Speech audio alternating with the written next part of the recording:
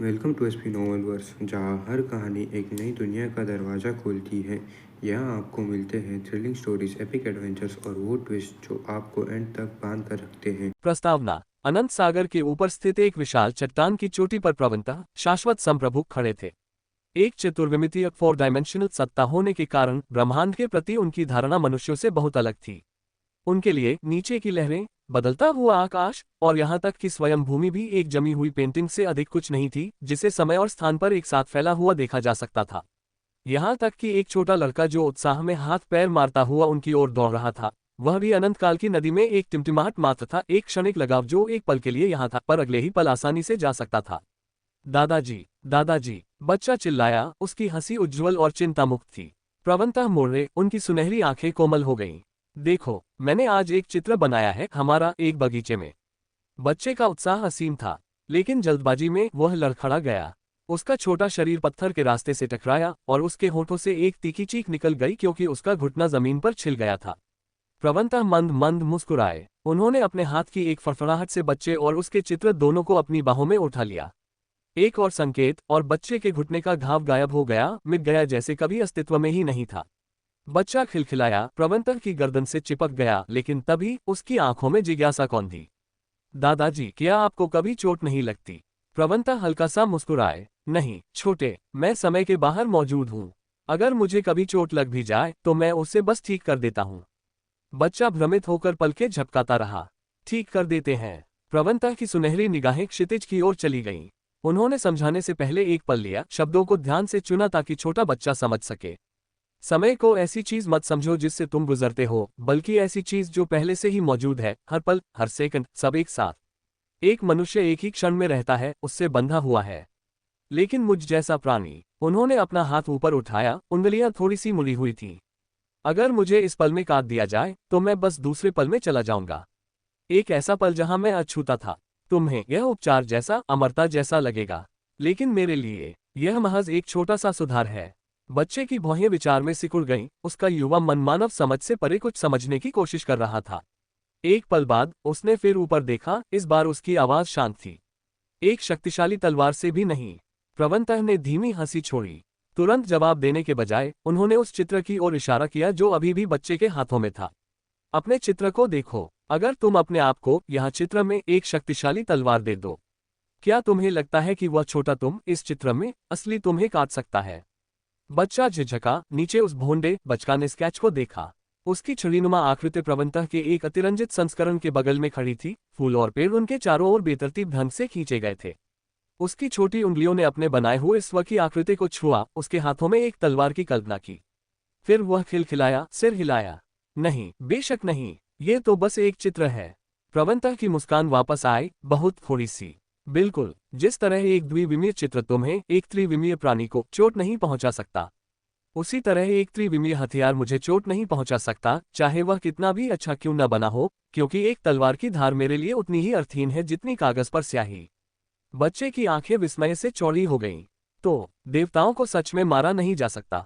कभी नहीं। प्रवंतः झिझके। एक पल के लिए हवा थम गई।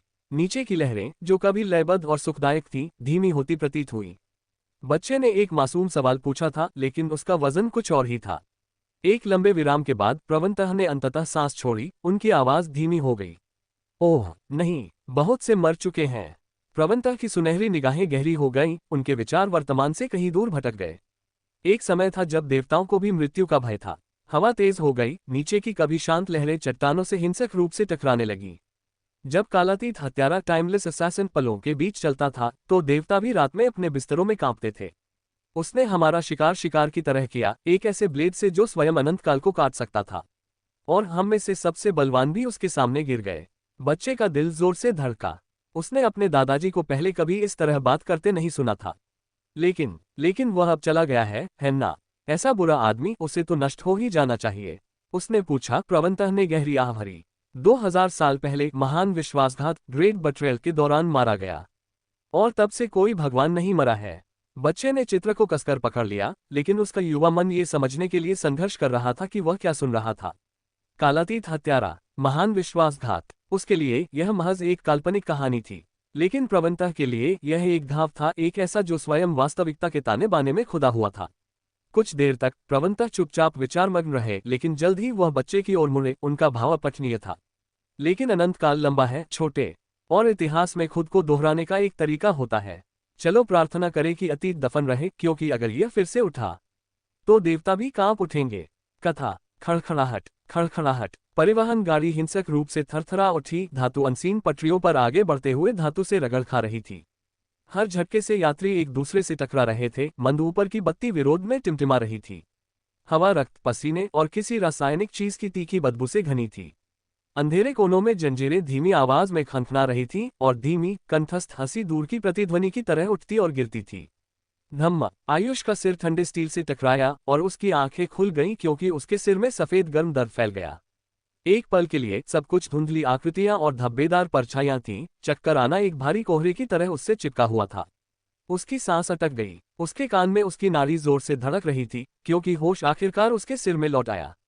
मैं कहाँ हूँ? आयुष ने सोचा, क्योंकि छोटी टिमटिमाती कोच लाइट ने उसके सामने के चेहरों को संक्षेप में प्रकाशित किया। चेहरे मुड़ी हुई मुस्कान और तेज दांतों के साथ, जो मनोरंजन और भूख के बीच कुछ और थे। उनके हाथों में ब्लेड हल्के से चमक रहे थे, जो किसी चिपचिपे और गहरे रंग की चीज से सने हुए थे। देखो, आखिरकार कौन जाग गया? एक आवाज कक्षता से गूंजी, मनोरंजन से टपकती हुई, क्योंकि आयुष ने कोच में मौजूद एक आदमी को पाया, जो अपनी जीभ बाहर निकालकर सीधे उसे घूर रहा था। वह आदमी रंग में भयानक रूप से पीला था। उसकी त्वचा नुकीली गाल की हड्डियों और खोखली आंखों पर कसकर खींची हुई थी, जो हल्के मनोरंजन से चमक रही थी। उसके चेहरे पर तिरछा एक दांतेदार निशान था, जो उसकी भौं के ठीक ऊपर से शुरू होता था और उसकी मुड़ी हुई मुस्कान के नीचे गायब हो जाता था। लेकिन यह निशान या खोखली टकटकी नहीं थी जिसने आयुष की सांस रोक दी थी। ये थे सींग। आदमी के सिर के किनारों से मुड़े हुए कुंडलित सींग अंकुरित थे, जो पहाड़ की बकरी की तरह पीछे की ओर मुड़े हुए थे। वे चिकने और धारीदार थे, टिमटिमाती रोशनी के नीचे हल्के से चमक रहे थे। आयुष का सीना कस गया, क्योंकि वह सहज रूप से गाड़ी की ठंडी स्टील की दीवार के सहारे पीछे हट गया। सींग, इसके सींग क्यों हैं? उसकी निगाहें तंग जगह पर दौड़ गईं, बाकी यात्रियों को स्कैन करते हुए, और एक सिहरन उसकी रीढ़ में रेंग गई। उसके आसपास की आकृतियां साफ थीं, झुकी हुई, शिकारी, पूरी तरह से इंसान भी नहीं थीं। एक की त्वचा भूरी नीली थी, उसकी नसें सतह के नीचे हल्की सी चमक रही थीं। दूसरे की पुतलियों के लिए सर्प जैसी दरारें थीं, जो ठंडी गणना के साथ आयुष पर झिलमिला रही थीं। एक तीसरा यात्री, जो परछाइयों में आधा छिपा हुआ था, नुकीले दांतों के बीच से एक धीमी, अमानवीय फुफकार छोड़ी। आयुष की सांसें अब तेज हो गईं। उसका दिल उसके सीने में एक उन्मादी लय में धड़क रहा था। मैं कहाँ हूँ? ये जगह क्या है? उसने अपनी आंखें कसकर बंद कर ली, अपनी कनपटी पर उंगलियों के सिरे दबाते हुए कोशिश कर रहा था, बेताबी से कोशिश कर रहा था याद करने की। मैं यहाँ कैसे आया? इससे पहले क्या हुआ था?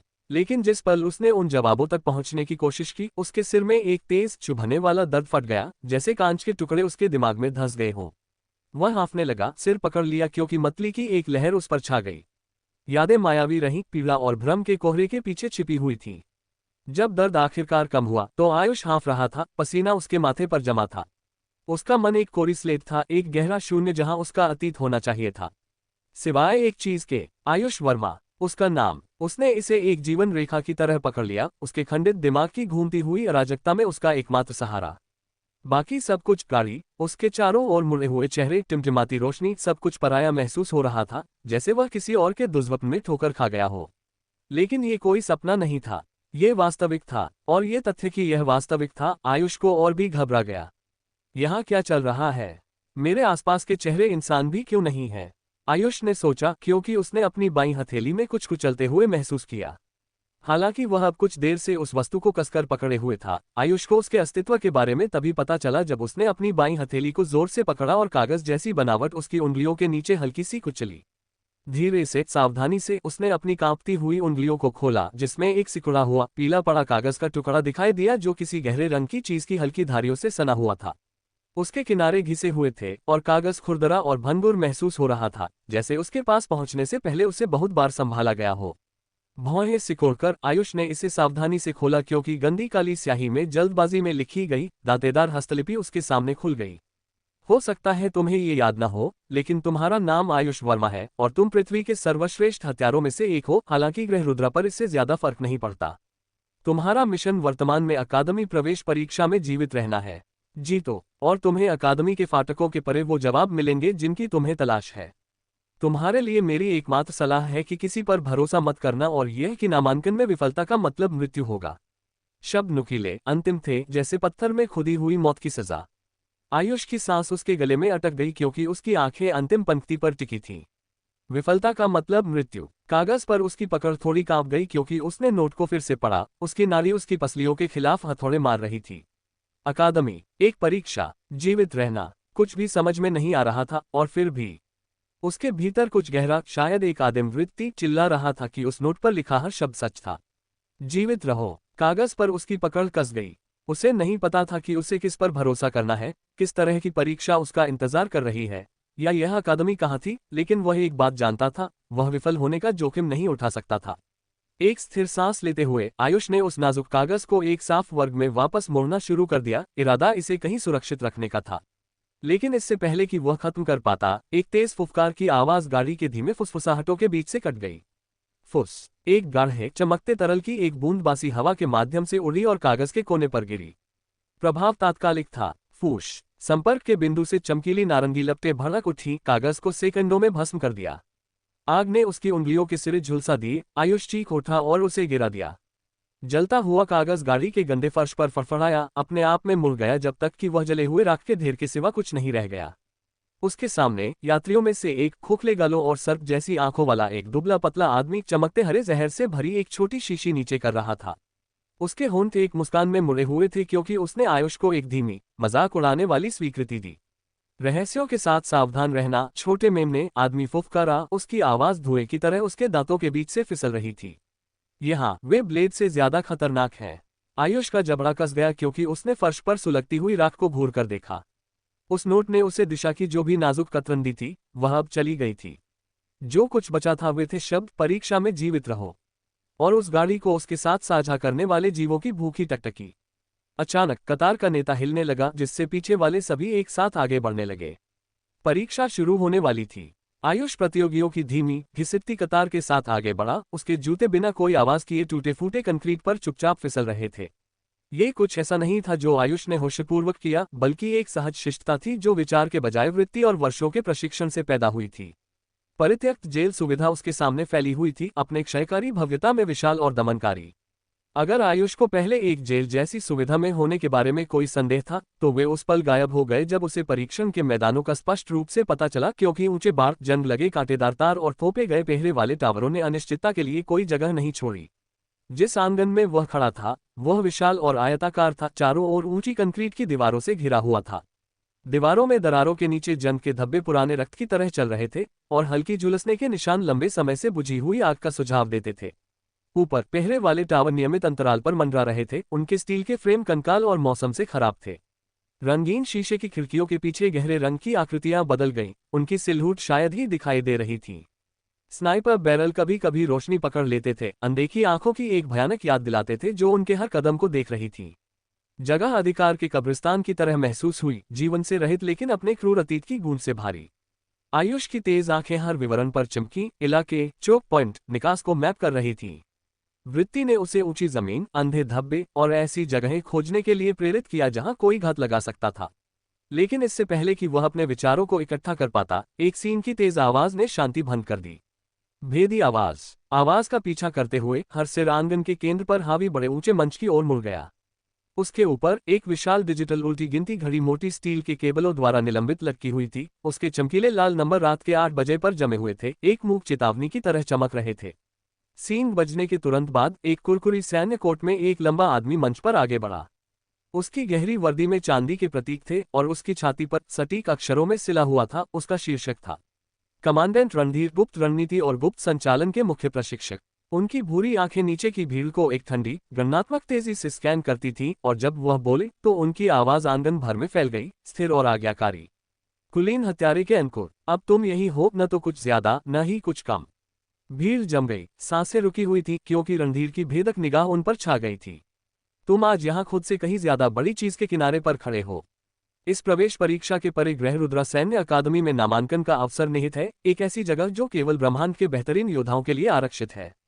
तुम में से जो आज इस परीक्षा में जीवित रहेंगे, वे इतिहास के बेहतरीन हत्यारों की श्रेणी में शामिल होंगे, जबकि बाकी भुला दिए जाएंगे। रणधीर रुके, अपने शब्दों के वजन को जमने दिया। तलवारबाजी और तीरंदाजी जैसे अन्य विभागों के अपने परीक्षण हैं, ऐसे परीक्षण जहां कोई जान नहीं जाती है।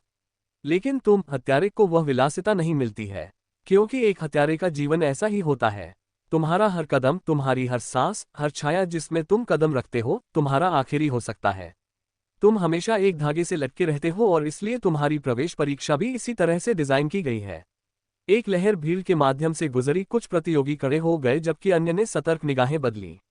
आज यहाँ तुम में से 2500 चुने गए हैं, जो 1250 जोड़े बनाने के लिए काफी हैं। हालांकि इस परीक्षा के अंत में केवल 125 जोड़े ही अकादमी के फाटकों से गुजरने का अधिकार अर्जित करेंगे। तुम्हारा चयन तुम्हारे साथी के प्रदर्शन पर उतना ही निर्भर करेगा जितना तुम्हारा खुद का। तुम्हारे साथी की मृत्यु तुम्हारे अयोग्यता के बराबर है। इसे वफादारी या दोस्ती के रूप में मत समझना, यह अस्तित्व है। यदि तुम्हारा साथी मर जाता है या परीक्षा छोड़ देता है तो तुम विफल हो जाते हो। सरल इस भयावह संदेश को देते हुए रणधीर ने दस्ताने वाला हाथ उठाया और मैचिंग वर्दी में 2 सहायक मंच पर कदम रखे छोटे काले बक्से ले जा रहे थे। इस परीक्षा में तुम्हारी सहायता के लिए तुम में से प्रत्येक को 2 उपकरण प्राप्त होंगे। सहायक भीड़ के माध्यम से चले गए, वस्तुओं को वितरित करते हुए। आयुष ने अपनी बारी ली, 2 वस्तुओं को स्वीकार किया और उनका निरीक्षण किया। पहला उपकरण, जिसे गणक के रूप में लेबल किया गया था, छूने में चिकना महसूस हुआ, जिसमें 1250 संख्या दिखाने वाला एक चमकता हुआ डिजिटल डिस्प्ले था। दूसरा उपकरण, एक छोटा कांच जैसा गोला, जिसे टेलीपोर्टेशन ऑर्ब के रूप में लेबल किया गया था, उसकी हथेली में ठंडा और नाजुक महसूस हुआ। जैसे ही आयुष अपनी हथेली में वस्तुओं में रुचि खोने लगा, रणधीर की आवाज फिर से उठी। गणक तुम्हें सूचित करता रहेगा कि कितने जोड़े शेष हैं। टेलीपोर्टेशन और बाहर निकलने का तुम्हारा तरीका है, इसे कुचल दो और तुम्हें तुरंत परीक्षण के मैदानों से टेलीपोर्ट कर दिया जाएगा।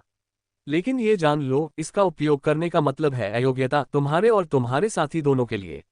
रणधीर की तेज निगाह भीड़ पर टिकी रही। अब तुम्हारे पास एक साथी खोजने के लिए 20 मिनट है। उसके बाद परीक्षा शुरू होती है। यदि तुम जोड़ी बनाने में विफल रहते हो तो पहले चरण के शुरू होने से पहले ही तुम्हें परिणाम भुगतने होंगे। एक तेज गति के साथ रणधीर पीछे हट गए। उनके ऊपर मंच पर लटकी उल्टी गिनती घड़ी जीवन में झिलमिला उठी। रात के 8 बजे, शाम के 7:59, शाम के 7:58, और परिणामस्वरूप पूरा आंगन गति में फट गया। प्रतियोगी कीड़ों की तरह बिखर गए, एक दूसरे की ओर झपटे, चिल्लाते हुए, मूलभाव करते हुए और धमकी देते हुए। कुछ ने अपने पास के व्यक्ति को पकड़ लिया, अन्य भीड़ का पीछा करते थे। आंखें किसी ऐसे व्यक्ति की तलाश में स्कैन करती थी जो मजबूत, सक्षम या कम से कम उपयोगी दिखता था। प्रतियोगियों द्वारा संभावित भागीदारों से दूसरों को धक्का देने पर अलग अलग जेबों में झगड़े शुरू हो गए। आयुष स्थिर रहा, उसकी तेज आंखें भीड़ में दौड़ गईं, क्योंकि उसकी सहज वृत्ति ने उसे समझदारी से चुनने के लिए चिल्लाया। चुनाव में कुछ सेकंड के भीतर एक विशालकाय दरिंदा छोटे प्रतियोगियों को धकेलता हुआ उसके पास से गुजरा, उसकी ओर खून से भरी आंखों से मुस्कुराया। हालांकि आयुष ने उसे सीधे नजरअंदाज कर दिया। उसकी निगाहें इसके बजाय एक पतली लड़की पर टिकी थीं जिसके सीने पर चाकू बंधे थे। लेकिन जैसे ही उसने आयुष से आंखें मिलाईं, वह तुरंत दूर हट गई, स्पष्ट रूप से उसे मौन रूप से अस्वीकार कर दिया। आयुष के विचार दौड़ पड़े। वह किस पर भरोसा कर सकता था? कौन उस पल में उस पर पलटवार नहीं करेगा जब ये सुविधाजनक हो जाए? उसकी मुट्ठी एक हथेली में गणक और दूसरी में टेलीपोर्टेशन ऑर्ब के चारों ओर कस गई। शाम के 7:05, शाम के 7:04, शाम के 7:03। सेकंड बह रहे थे और घड़ी का हर टिक उसके सिर के खिलाफ एक हथौड़ा मारने जैसा महसूस हो रहा था। आयुष ने अपने दांत भींचे और एक कदम आगे बढ़ाया। उसके पास एक विकल्प बनाने के लिए 20 मिनट थे, जिसका मतलब जीवन या मृत्यु हो सकता था। लेकिन जैसे ही वह चुनना शुरू करने वाला था, उसके सीने में कहीं गहरी वही वृत्ति फिर से हिल उठी, तेज, ठंडी और परिचित। जीवित रहो, किसी पर भरोसा मत करो। क्या आप चाहेंगे कि मैं कहानी को आगे बढ़ाऊं? काउंटडाउन घड़ी लगातार टिक टिक कर रही थी। शाम के 7:05, शाम के 7:04, शाम के 7:03। तेजी से साथी चुनने के दबाव के बावजूद आयुष वर्मा इस अराजकता के बीच स्थिर खड़ा था। उसकी तेज आंखें भीड़ को स्कैन कर रही थीं, जहां प्रतियोगी जोड़े बनाने के लिए कूद रहे थे, मूलभाव कर रहे थे और एक दूसरे को धमका रहे थे। आयुष ने जिस किसी को भी देखा, वह उसे मानसिक रूप से विक्षिप्त लगा। उसने जिन लगभग हर व्यक्ति से आंखें मिलाईं, उनमें पहले एक शिकारी और बाद में एक इंसान का भाव दिखा। यही कारण था कि आयुष उनके साथ जोड़ी बनाने में बेहद अनिच्छुक था। जैसे ही उसने भीड़ को स्कैन किया, उसकी आंखें अंततः एक गोल गोल चेहरे वाले प्रतियोगी पर पड़ी, जो अजीब तरह से भीड़ में से होते हुए साथी खोजने की कोशिश कर रहा था। वह हत्यारों की इस भीड़ में एक अंगूठे में घाव की तरह अलग दिख रहा था। ये सभी शारीरिक रूप से सुगठित और दुबले पतले थे, जबकि वहां कुछ शारीरिक रूप से प्रभावशाली हत्यारे थे। यह अकेला मोटा था। डर से उसके गालों पर पसीना आ रहा था और वह साझेदारी के लिए मौन विनती करते हुए अपने कांपते हाथों को उठाता हुआ घबराकर एक समूह से दूसरे समूह में जा रहा था। हालांकि हर प्रयास एक ही तरह से समाप्त हुआ, एक तीखी अस्वीकृति या ठंडी उदासीनता में। लोग मुंह मोड़ लेते थे, आंखें मिलाने से बचते थे या उसे नजरअंदाज कर देते थे, मानो वह वहां था ही नहीं। नहीं मोटे, अपनी सूंड मुझसे दूर रखो। तुम्हारे साथ टीम बनाऊं। क्यों? सबसे पहले मरने के लिए। ये वे शब्द थे जिनका उपयोग लोग उसे अस्वीकार करने के लिए करते थे, लेकिन जहां अन्य कमजोरी देखते थे, आयुष ने एक असंगति देखी। आप सभी कुलीन हत्यारे के बीज हैं। प्रशिक्षक के शब्द उसके दिमाग में गूंज रहे थे। लेकिन बात सिर्फ इतनी ही नहीं थी। उसके विचार उस नोट पर चले गए जो उसे कार्ट में मिला था, जिसमें उसे पृथ्वी के सर्वश्रेष्ठ हथियारों में से एक कहा गया था। और इन दोनों पंक्तियों को एक साथ रखने से आयुष के सिर में एक विचार का जन्म हुआ। अगर उसे पृथ्वी के बेहतरीन लोगों में से एक माना जाता था, तो निश्चित रूप से यहाँ बाकी लोग भी साधारण नहीं थे। वे अपने तरीके से असाधारण रूप से कुशल होंगे।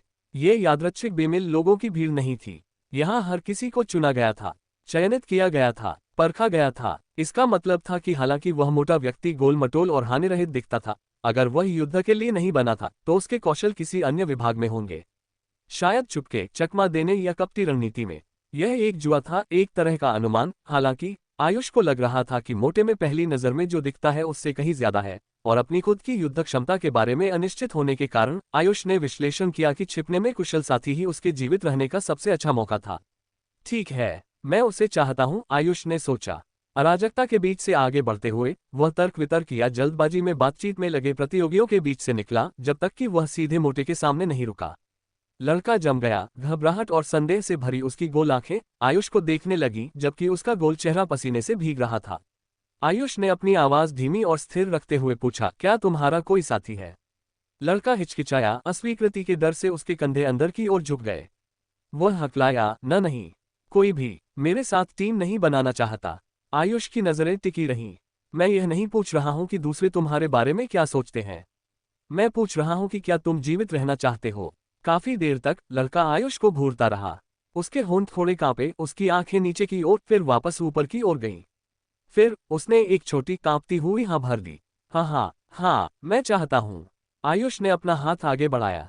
तो हम साथी हैं। लड़का आयुष के बड़े हुए हाथ को ऐसे घूर रहा था जैसे कि वह तूफान के बीच में एक लंगर हो। एक पल की हिचकिचाहट के बाद उसने हाथ बढ़ाया और उसे कसकर पकड़ लिया। उसकी हथेली पसीने से तर थी, उसकी पकड़ कांप रही थी, लेकिन जिस तरह से उसने पकड़ा था उसमें संकल्प था, डर की परतों के नीचे छिपा दृढ़ संकल्प का एक नाजुक अंगारा। उसने अपनी आवाज को अब शांत रखते हुए कहा, मेरा नाम प्रियांक है।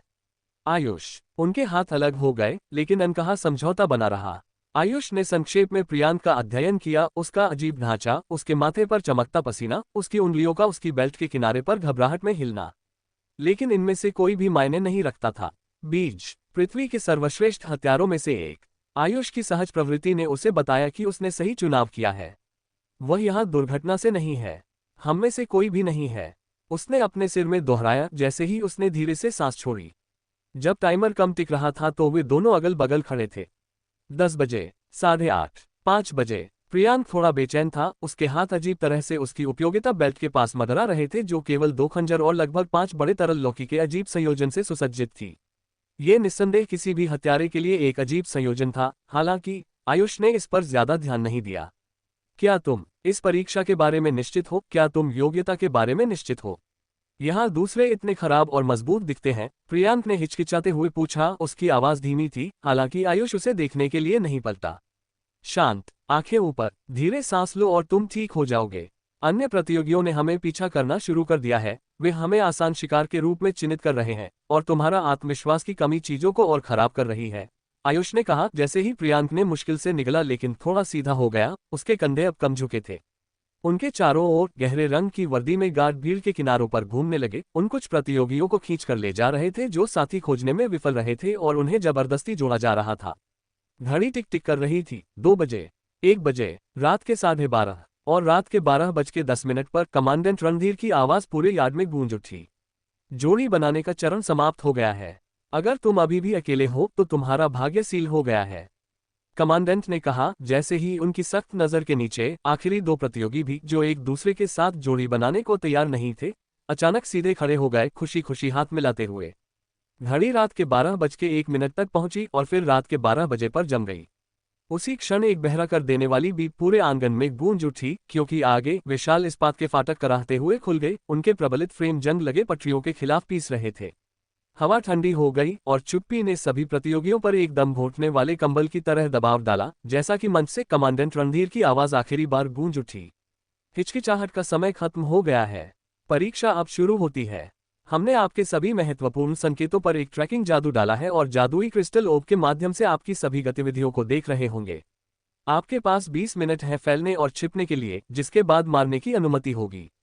शेष 125 अंतिम जोड़े आगे बढ़ेंगे, लेकिन अगर 48 घंटों के बाद भी आप लोग उन्मूलन सीमा तक नहीं पहुंचे हैं, तो सभी को अयोग्य घोषित कर दिया जाएगा। शुभकामनाएं। रणधीर के शब्द अभी भी ठंडी हवा में लटके हुए थे, क्योंकि इस्पात के फाटक कराहते हुए खुले उनके जंग लगे कब्जे विरोध में चीख रहे थे। तुरंत एकत्रित प्रतियोगी गति में फट पड़े। एक बांध टूटने की तरह वे आगे बढ़े, परित्यक्त जेल के मैदानों के अंधेरे मुंह में बिखर गए। टूटे हुए कंक्रीट के खिलाफ जूते धड़धड़ाए, मंद फ्लडलाइट्स के नीचे परछाइयां खींची और झिलमिलाहट आई, जैसे ही दूर से आती हुई जल्दबाजी में कदमों की आवाज शून्य में गूंज उठी। प्रियांक उस भीड़ के कारण झिझक गया जो उसके चारों ओर अराजकता में फूट पड़ी थी। उसका गोल चेहरा पहले से ही घबराया हुआ और फूला हुआ लग रहा था, उसके माथे पर पसीने की बूंदें प्रमुखता से चमक रही थीं। प्रियांक कांपती आवाज में शुरू हुआ, आयुष, हमें चाहिए। लेकिन आयुष नहीं सुन रहा था। उसकी तेज आंखें पहले से ही ढहती संरचनाओं की छत, कंकालीय वॉचटावरों और जेल ब्लॉक के प्रवेश द्वारों पर घूम रही थी, जो किसी इंतजार कर रहे जानवर के खुले जबड़ों की तरह जम्हाई ले रहे थे। ऊपर उसकी सहज प्रवृत्ति ने उसे चढ़ने, एक फायदेमंद जगह खोजने के लिए चिल्लाया, एक शिकारी का आसन जहां वह सब कुछ देख सकता था। इस सब के लिए मुफ्त शिकार में ऊंचाई का मतलब नियंत्रण था, ऊंचाई का मतलब अस्तित्व था। लेकिन फिर उसने प्रियांक को देखा, जिसकी चौड़ी आंखें घबराकर आंगन में घूम रही थीं। प्रियांक चढ़ाई के लिए नहीं बना था, वह लड़ाई के लिए भी नहीं बना था। एक संक्षिप्त क्षण के लिए उनकी आंखें मिली। प्रियांक की नजर निकटतम जेल ब्लॉक प्रवेश द्वार की ओर गई, अंधेरे में लिपटी एक खुलती हुई गैलरी। आयुष हिचकिचाया, खंजर पर उसकी पकड़ कस गई, और फिर उसने हाँ भर दी। रास्ता दिखाओ। प्रियांक ने इंतजार नहीं किया। वह मुड़ा और प्रवेश द्वार की ओर भागा। उसके भारी कदमों की आवाज टूटी हुई टाइलों के खिलाफ तेज थी, जो आयुष के विपरीत था, जो चुपचाप और फुर्तीला उसका पीछा कर रहा था। वे दोनों अंधेरे गलियारे में गायब हो गए और परीक्षण मैदान के फाटक तुरंत उनके पीछे बंद हो गए, क्योंकि वे अंतिम थे जो चले थे। जेल के गलियारे के अंदर की हवा बासी और भारी थी, जो जंग और क्षय की गंध से मोटी थी। रोशनी के लिए झिलमिलाती फ्लोरोसेंट लाइटें ऊपर से भिनभिना रही थीं, जो फर्श पर फीकी रोशनी के कमजोर पूल डाल रही थीं। लेकिन जहां ये फर्श के कुछ हिस्सों को रोशन करती थी, वहीं जेल का अधिकांश आंतरिक भाग अंधेरा और खतरनाक बना रहा। चर्रच। टूटा हुआ कांच पैरों के नीचे हल्की सी चर्रचाहट के साथ कुचला गया, क्योंकि प्रियांक गहरे अंदर रास्ता दिखा रहा था। उसकी सांसें इस दमनकारी चुप्पी में अनियमित और तेज थीं। आयुष करीब से पीछे चल रहा था, उसका खंजर खींचा हुआ था, आंखें हर दरवाजे, हर परछाई, हर हलचल के झिलमिलाहट को स्कैन कर रही थीं। कई मिनटों तक चुपचाप चलने के बाद प्रियांक एक टी जंक्शन पर रुका, दो समान रूप से लंबे खाली गलियारों का एक चौराहा। वह आयुष की ओर मुड़ा, उसकी छाती तेजी से ऊपर उठ रही थी और गिर रही थी। यह अच्छा है, हम किसी को भी दोनों तरफ से आते हुए देख सकते हैं। वे हम पर चुपके से हमला नहीं कर सकते। आयुष की तेज नजर जंक्शन पर घूमी। दो खुली दृष्टि रेखाएं, घात लगाने वालों के छिपने के लिए कोई कोने नहीं, और अगर कोई संपर्क करता है तो प्रतिक्रिया करने के लिए पर्याप्त जगह। ये शिकारी का आसन नहीं था जिसे उसने चुना होता, लेकिन ये बुद्धिमान था, ये तार्किक था। आयुष ने धीरे से कहा, अच्छा चुनाव, प्रियांक को एक छोटा सा सिर हिलाते हुए। प्रियांक ने एक सांस छोड़ी जिसे वह रोके हुए था। उसके कंधे थोड़े से झुक गए, क्योंकि वह ठंडी कंक्रीट की दीवार के सहारे झुक गया। प्रियांक ने अपने माथे पर पसीने की बूंदों के बावजूद आश्चर्यजनक रूप से स्थिर आवाज में कहा, तुम एक मार्ग को कवर करो, मैं दूसरे को कवर करूंगा। अगर कोई मेरी तरफ से आता है तो मैं तुम्हें चेतावनी दूंगा। तुम्हें बस पहले 1 या 2 घंटे तक किला संभालना है, उसके बाद मैं बाकी का ध्यान रखूंगा। आयुष ने एक भौं उठाए। बाकी का ध्यान रखूंगा, उसका क्या मतलब है? क्या तुम 1 या 2 घंटे के बाद एक कुलीन लड़ाके में बदलने की योजना बना रहे हो? प्रियांक मुस्कुराया, गर्व की भावना के साथ अपनी बेल्ट से बंधी हुई सुराही में से एक को थपथपाते हुए। बिल्कुल, होश में मैं ऐसा दिख सकता हूं, लेकिन नशे में मैं एक खतरा हूं। आयुष उसे देखता रहा, पलकें नहीं झपकी। प्रियांक ने अपनी मुस्कान चौड़ी करते हुए कहा, मैं कमजोर नहीं हूं आयुष, मैं वह हूं जिसे तुम एक शराबी हत्यारा कहोगे। जितना ज्यादा मैं पीता हूं, उतना ही मजबूत होता जाता हूं। मुझे वास्तव में जोन में आने में आमतौर पर 1 या 2 घंटे लगते हैं, लेकिन एक बार जब मैं वहां होता हूं, ओह दोस्त, तुम मुझे पहचान नहीं पाओगे। एक पल के लिए आयुष बस प्रियांक को घूरता रहा, उसका भाव अबोध्य था। एक शराबी हत्यारा, वह किस तरह का हास्यास्पद हत्यारा था? आयुष ने सोचा, लेकिन उसने अपना संदेह खुद तक रखा। कम से कम प्रियांक के पास एक योजना थी और वह कुछ न होने से बेहतर था। प्रियांक थोड़ा पीछे झुक गया, अपनी बाहों को पार करते हुए। तुम्हारा क्या, तुम्हारी विशेषता क्या है? तुम किस गोत्र से हो? जिस तरह से तुम इतनी चुपचाप चलते हो, ये सामान्य नहीं है। तुम्हें किसी कुलीन ने प्रशिक्षित किया होगा, है ना? लेकिन मैं ये पता नहीं लगा सकता कि कौन। आयुष का शरीर कड़ा हो गया। उसके खंजर पर उसकी पकड़ थोड़ी कस गई क्योंकि उसका दिमाग एक जवाब के किनारों पर पंजा मार रहा था। उसका शिक्षक कौन था? सवाल उसके दिमाग में गूंजा, लेकिन स्पष्टता के बजाय केवल दर्द था, एक तेज, अंधा कर देने वाला दर्द जिसने उसके विचारों को लकवाग्रस्त कर दिया। उसने अपना जबड़ा कस लिया, उसकी सांस उसके गले में अटक गई। आयुष ने अंततः अपनी आवाज को धीमी और कसकर कहा, मुझे पता नहीं है, मुझे याद नहीं है। प्रियांक की आंखें सिकुड़ गईं। उसका पहले का चंचल लहजा फीका पड़ गया क्योंकि उसकी अभिव्यक्ति में चिंता आ गई थी। तुम्हारा क्या मतलब है कि तुम्हें पता नहीं है? जैसे, क्या उसने तुम्हें प्रशिक्षित करते समय एक नकाब पहना था? क्या उसकी पहचान छिपी हुई थी या कुछ और? आयुष ने धीरे से अपना सिर हिलाया। नहीं, मुझे याद नहीं है। एक संक्षिप्त क्षण के लिए उनमें से किसी ने बात नहीं की। झिलमिलाती रोशनी की हल्की भिनभिनाहट ने चुप्पी भर दी। खैर, इससे कोई फर्क नहीं पड़ता, प्रियांक ने कहा, इस बार कमजोर होने के बावजूद अपने चेहरे पर एक मुस्कान वापस लाने के लिए मजबूर किया। जो मायने रखता है वह ये है कि तुम लड़ सकते हो, है ना? अगर कोई हमारे पीछे आता है तो तुम खुद को संभाल सकते हो, है ना? आयुष हिचकिचाया, उसकी तेज आंखें प्रियांक की आशा भरी नजर पर टिकी हुई थीं। मैं कोशिश कर सकता हूं। प्रियांक जम गया। उसकी मुस्कान डगमगा गई और उसका गोल चेहरा पीला पड़ गया। उसकी आंख के कोने में एक आंसू भर आया और उसके गाल से नीचे फिसल गया। तुम मजाक कर रहे हो, है ना? कृपया मुझे बताओ कि तुम मेरे साथ मस्ती कर रहे हो। तुम मजबूत हो, है ना? तुम्हें मेरी मदद करनी थी जीवित रहने में। तुम्हारे पास माना आधारित कौशल या गुप्त तकनीकें हैं, है ना? तुम अपनी क्षमताओं से लोगों को मार सकते हो, है ना? आयुष का जवाब नर्म आया, फिर भी अटूट, नहीं। मुझे याद नहीं है कि मेरे पास कोई कौशल है। प्रियांक की सांस अटक गई क्योंकि उसके कंधे ढीले पड़ गए और एक संक्षिप्त क्षण के लिए वह पूरी तरह से पराजित लग रहा था। उनके बीच की चुप्पी खींच गई, पहले से ज्यादा भारी। लेकिन फिर प्रियांक ने सूंघा, अपनी आस्तीन के पिछले हिस्से से अपना चेहरा जोर से रगड़ा और अपने पूर्वजों से एक मौन प्रार्थना की। हम दोनों यहाँ मरने वाले हैं। हम कुत्तों की तरह मरने वाले हैं। सुंदर कुत्ते, बुद्धिमान कुत्ते, उसने कहा जैसे ही उसने अपनी शराब का एक जार खोला और मानव से तेज गति से पीने लगा। हम मरने वाले हैं और मेरी आत्मा तुम्हें हमेशा पीछे करेगी। आयुष, कोई कौशल नहीं, बेरहम हथियारों से भरी भीड़ में तुमने मुझे एक सामान्य आदमी के साथ हाथ मिलाने के लिए धोखा दिया, प्रियांक ने कहा जैसे ही आयुष ने उसके शब्दों पर एक चौड़ी मुस्कान दी। ये सच था, अभी वह एक सामान्य आदमी से अलग नहीं था। परीक्षा के पहले 30 मिनट तक किसी ने भी उनके गलियारे में कदम रखने की परेशानी नहीं उठाई। आयुष दीवार के पास उखड़ू बैठा था, उसका खंजर उसके हाथ में हल्का सा टिका हुआ था क्योंकि उसकी तेज आंखें उसके सामने फैले हुए मंदरोशनी वाले मार्ग पर टिकी हुई थीं। उसे किसी भी क्षण एक घात की उम्मीद थी जिसने उसकी नसों को तनावग्रस्त कर दिया, लेकिन यहाँ की चुप्पी गहरी थी, अस्वाभाविक रूप से।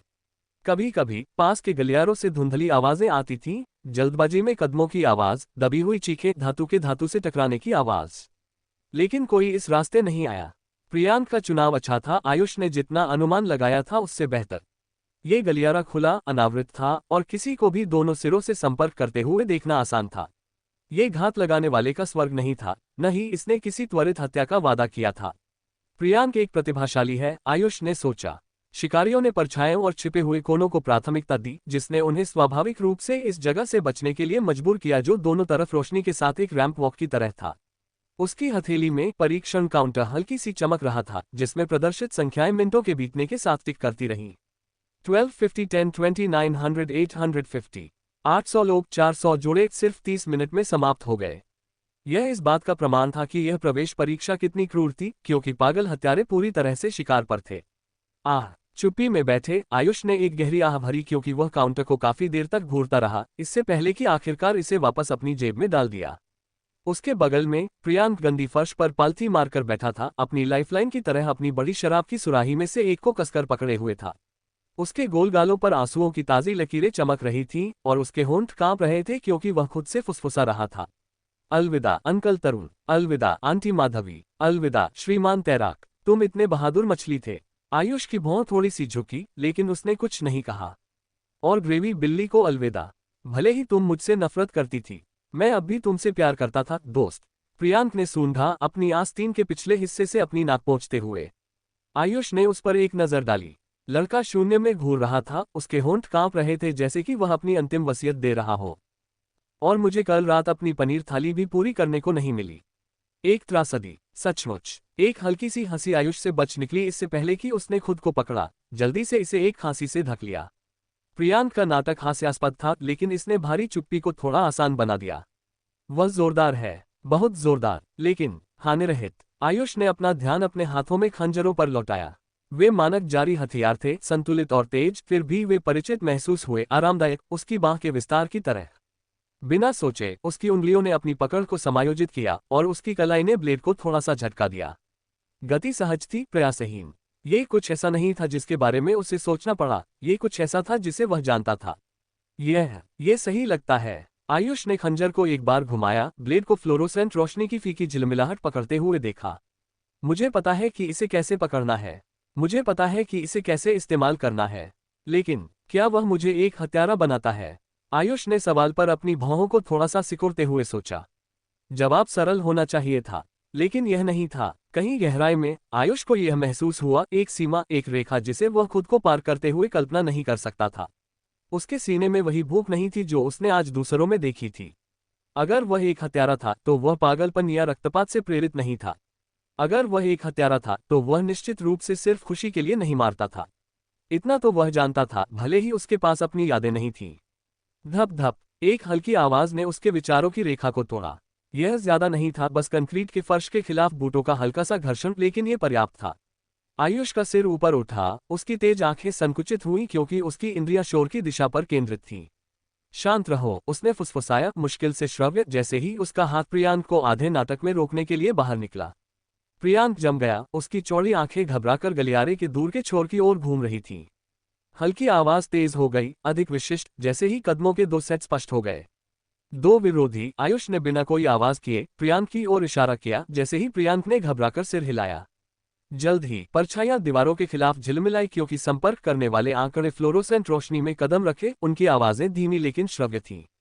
उनमें से एक बड़बड़ाया, उसका स्वर असहजता से भरा हुआ था, क्या तुम्हें इस मार्ग के बारे में निश्चित है? वह एक लंबा और दुबला दिखने वाला आदमी था जिसके जबड़े में एक गंदा एसिड बंद था। उसके हाथ में उसने एक लंबा पतला ब्लेड पकड़ा हुआ था जो झिलमिलाती रोशनी के नीचे चमक रहा था।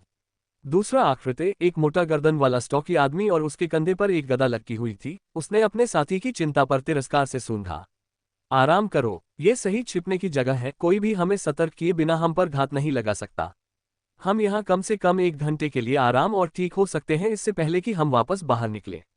निशान वाले आदमी ने हिचकिचाया, उसकी आंखें गलियारे को स्कैन कर रही थीं। फिर भी ये जोखिम भरा है। क्या होगा अगर कोई और छोर पर कैंप कर रहा हो, हमारे उनके जाल में कदम रखने का इंतजार कर रहा हो? स्टॉकी आदमी हंसा, आवाज दमनकारी चुप्पी के खिलाफ कर्कश थी। मैं नजर रख रहा हूं और मैंने पिछले 20 मिनट से यहां कदम रखते हुए एक भी आत्मा नहीं देखी है। तुम व्यामोह हो। जैसे ही वे करीब आए, आयुष ने खुद को दीवार के खिलाफ चपटा दबा लिया। उसकी सांस लेना धीमा और नियंत्रित था। उसके हाथ में खंजर झटकेदार महसूस हुआ क्योंकि वह किनारे के चारों ओर झांकने के लिए थोड़ा सा झुका। दोनों आंकड़े अब 20 फीट से ज्यादा दूर नहीं थे। उनके कदमों की आवाज हल्की सी गूंज उठी, साथ ही जेल की क्षयकारी संरचना का कभी कभार चरमराना भी था। आयुष की नजर ने उनकी गतिविधियों का पता लगाया, उनके हथियारों और रुख का विश्लेषण किया। दुबला आदमी हल्के ढंग से चला, उसका ब्लेड एक त्वरित वार के लिए एक कोण पर पकड़ा गया। स्टॉकी आदमी ने खुद को उस व्यक्ति के आकस्मिक आत्मविश्वास के साथ ले जाया जिसने विश्वास किया कि उसे पछाड़ा नहीं जा सकता। वे शिकारी थे, इसमें कोई संदेह नहीं था, लेकिन आयुष भी था। या कम से कम उसे उम्मीद थी कि वह था। जैसे ही आयुष ने खुद को वार करने के लिए तैयार किया, उसके पीछे से एक अप्रत्याशित नर्म ऊंची आवाज में चीख निकल गई। ये प्रियांक था। आवाज सांस से मुश्किल से तेज थी, लेकिन यह एक बंदूक की गोली की तरह गलियारे की दीवारों से टकराए और दोनों आकृतियों को अपने ट्रैक में मरने के लिए मजबूर कर दिया। निशान वाले आदमी की आंखें सिकुड़ गईं, उसका ब्लेड थोड़ा सा शिफ्ट हो गया। क्या तुमने वह सुना? स्टॉकी आदमी की गदा पर पकड़ कस गई क्योंकि उसने एक सतर्क कदम आगे बढ़ाया। हाँ, मैंने वह सुना। उनकी नजरें अंधेरे कोने की ओर पलट गईं जहां आयुष और प्रियांक छिपे हुए थे। उनका पिछला आकस्मिक दृष्टिकोण गायब हो गया। स्टॉकी आदमी ने एक कर्कश आवाज में पूछा, वहां कौन है? क्योंकि आयुष ने चुपचाप अपने होठों के नीचे शाप दिया। उनकी सबसे बड़ी ताकत, आश्चर्य का तत्व, अब बर्बाद हो गया था। वहां कौन है? सवाल पर आयुष की सांस अटक गई, उसका दिल उसके सीने में धड़क रहा था।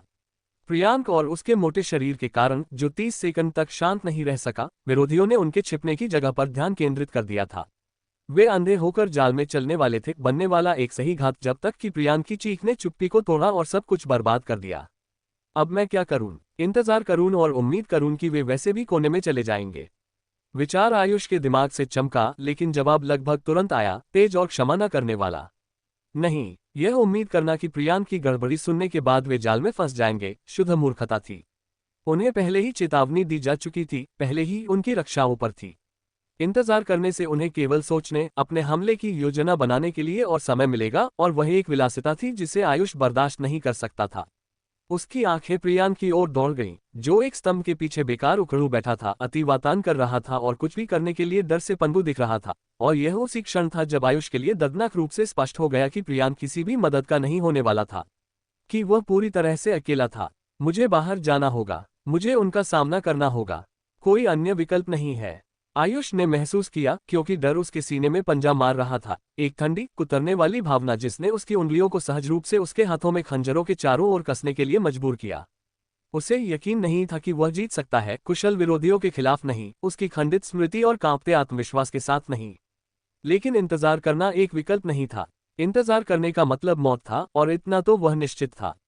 भाड़ में जाओ, आयुष ने निष्कर्ष निकाला। जैसे ही वह परछाइयों से बाहर निकला, उसका दिल एक युद्ध ड्रम की तरह धड़क रहा था, क्योंकि उसने अपने विरोधियों की आंखों में देखा।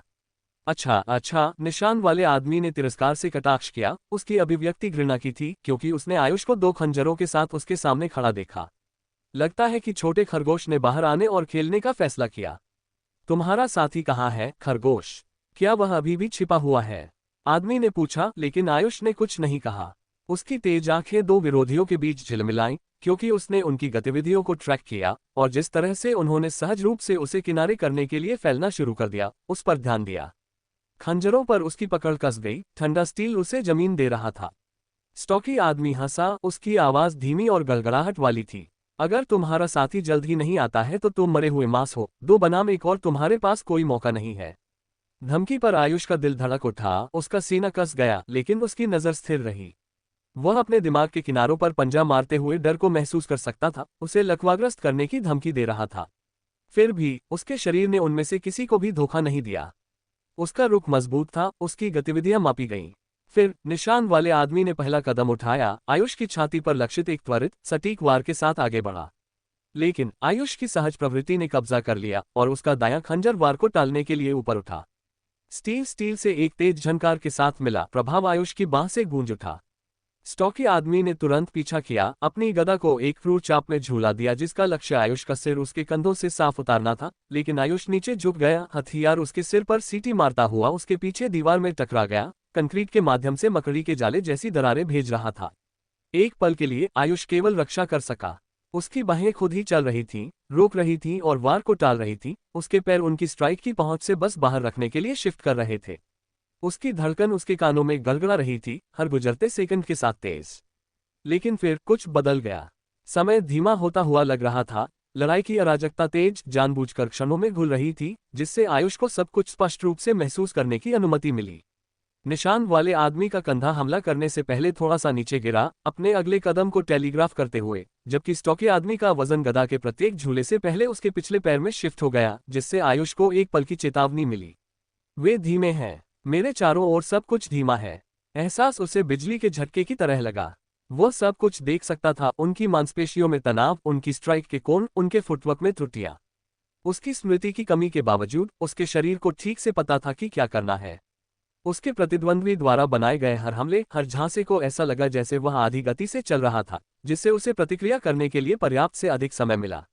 यह एक अकथनीय भावना थी, एक भावना जहां उसने खुद को और अपने आसपास को पूरी तरह से नियंत्रण में महसूस किया, लेकिन वह समझ नहीं पा रहा था कि क्यों। उसके विरोधी जानबूझकर धीरे नहीं चल रहे थे, हालांकि उसे वे धीमे महसूस हुए, जैसे कि वह बच्चों से लड़ रहा हो, और इस संवेदना ने उसे अपनी घबराहट को थोड़ा आसान करने में मदद की। निशान वाला आदमी फिर से लपका, इस बार आयुष की गर्दन पर लक्षित एक उच्च स्लैश के साथ, लेकिन आयुष बगल में हटा। उसकी गतिविधियां तरल और सटीक थी, क्योंकि उसने ब्लेड को टालने के लिए अपना बायां खंजर ऊपर झटका दिया। उसने पलटवार नहीं किया, अभी तक नहीं। वह वापस वार करने के लिए तैयार नहीं था जब तक उसे नहीं करना पड़ा, लेकिन चकमा देना और वार को टालना अब प्रयासहीन महसूस हुआ, जैसे कि उसे जीवित रहने के लिए कड़ी मेहनत नहीं करनी पड़ी। स्टॉकी आदमी गरजा अपनी गदा को ऊंचा उठाकर आगे बढ़ा और आयुष ने आखिरी क्षण तक इंतजार किया, इससे पहले कि किनारे पर घूम गया, क्योंकि भारी हथियार उस जमीन में टूट गया जहां वह अभी खड़ा था। धूल और मलबे ने हवा भर दी, लेकिन आयुष ने मुश्किल से ध्यान दिया। उसका ध्यान रेजा तेज था, उसके शरीर में हर नस लड़ाई के लिए तैयार थी। निशान वाले आदमी ने गुस्से में गिड़गिड़ाया, उसका ब्लेड आयुष की पसलियों की ओर एक तेज वार में चमका, लेकिन आयुष पीछे हटा, अपने खंजरों को एक रक्षात्मक क्रॉस में ऊपर खींच लिया, जिसने वार को आसानी से रोक दिया। टूट प्रभाव ने उसकी बाहों को हिला दिया, लेकिन वह मजबूत रहा, उसकी नजर संकुचित हो गई। एक अवसर है, उसने महसूस किया, उसकी आंखें निशान वाले आदमी के गले पर टिकी हुई थीं। कौन सही था? एक त्वरित वार, साफ और सटीक गले तक, और लड़ाई खत्म हो जाएगी।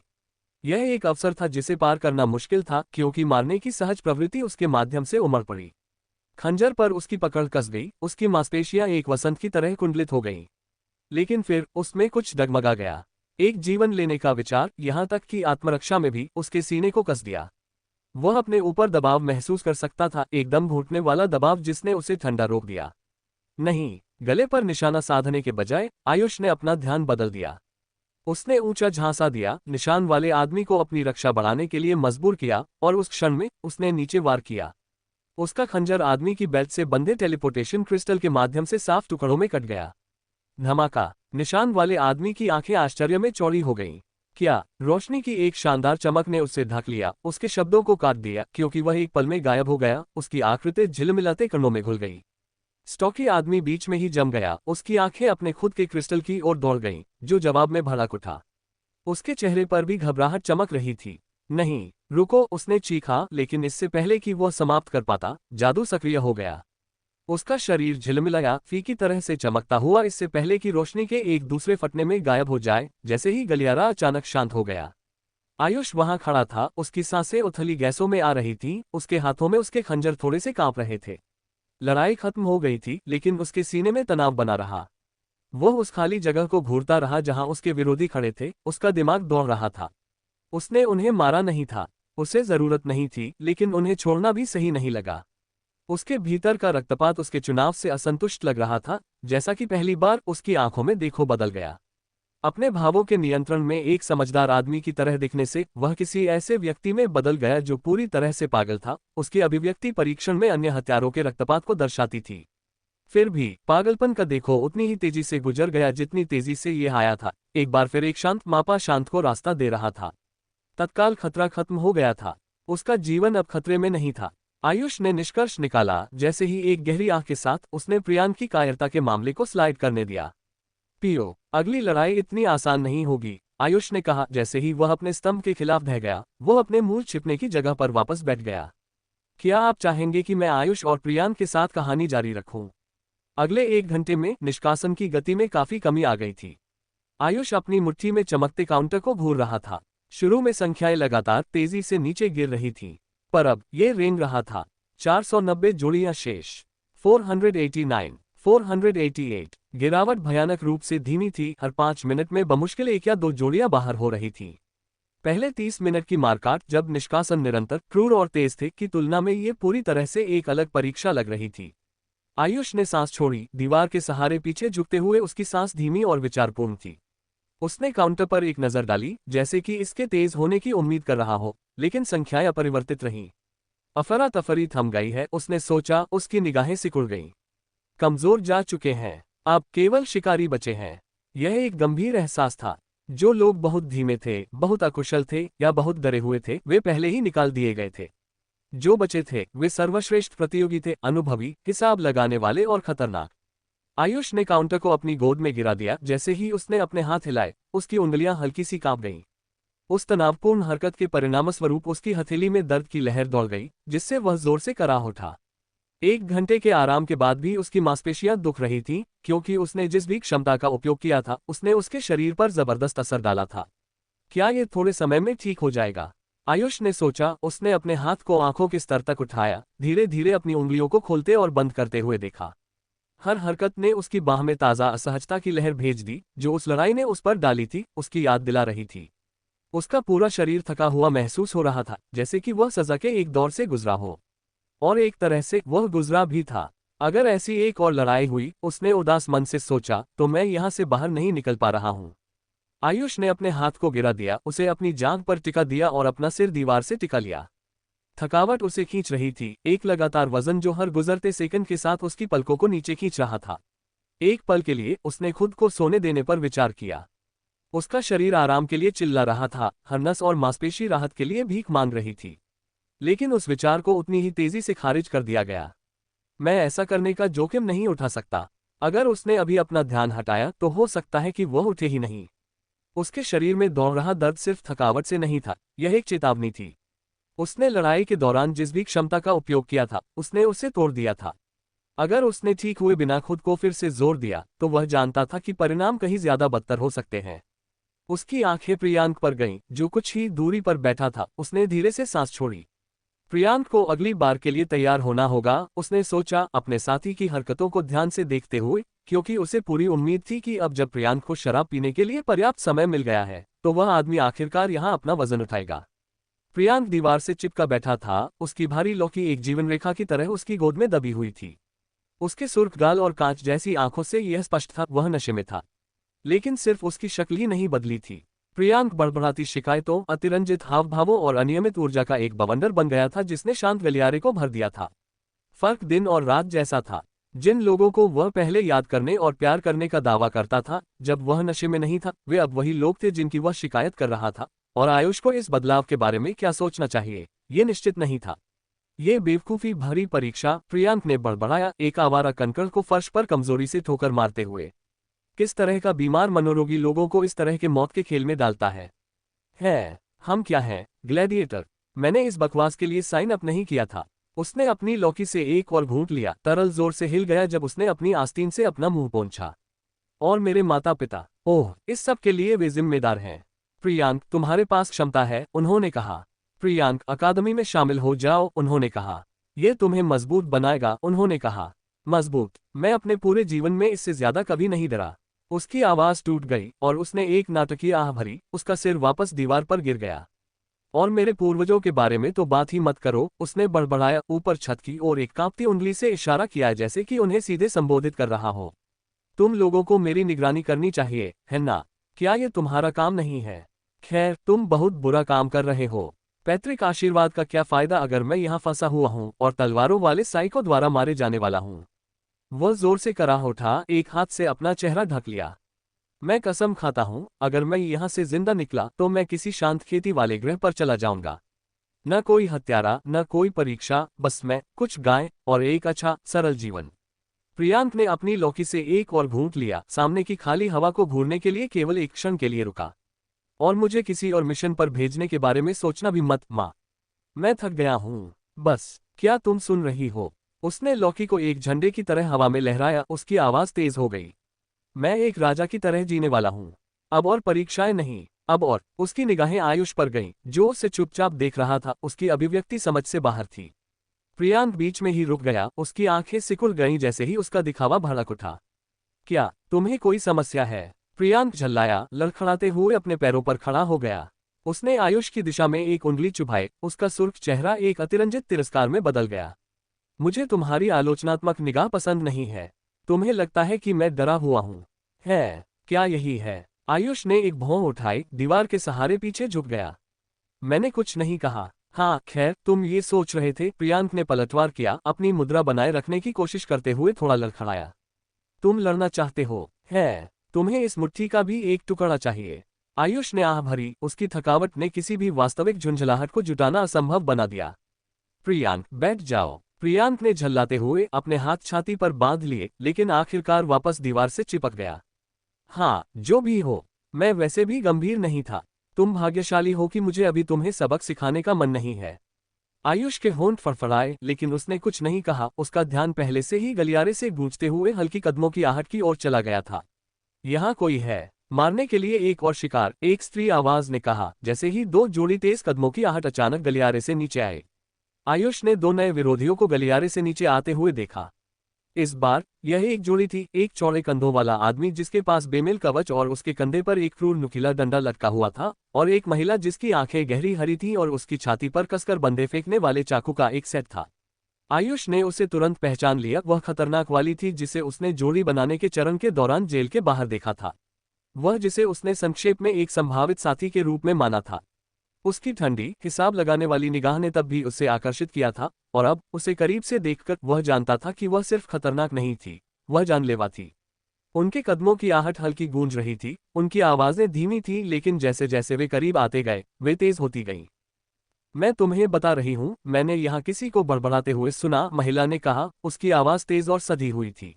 शायद बस दो कमजोर लोग अंधेरे में छिपे हुए हैं, आदमी ने हंसते हुए जवाब दिया। ये जल्दी खत्म हो जाएगा। आयुष का जबड़ा कस गया। वह प्रियांक की ओर मुड़ा, जो अभी भी दीवार से चिपका हुआ था, आधा नशे में और अपने आप में बड़बड़ा रहा था।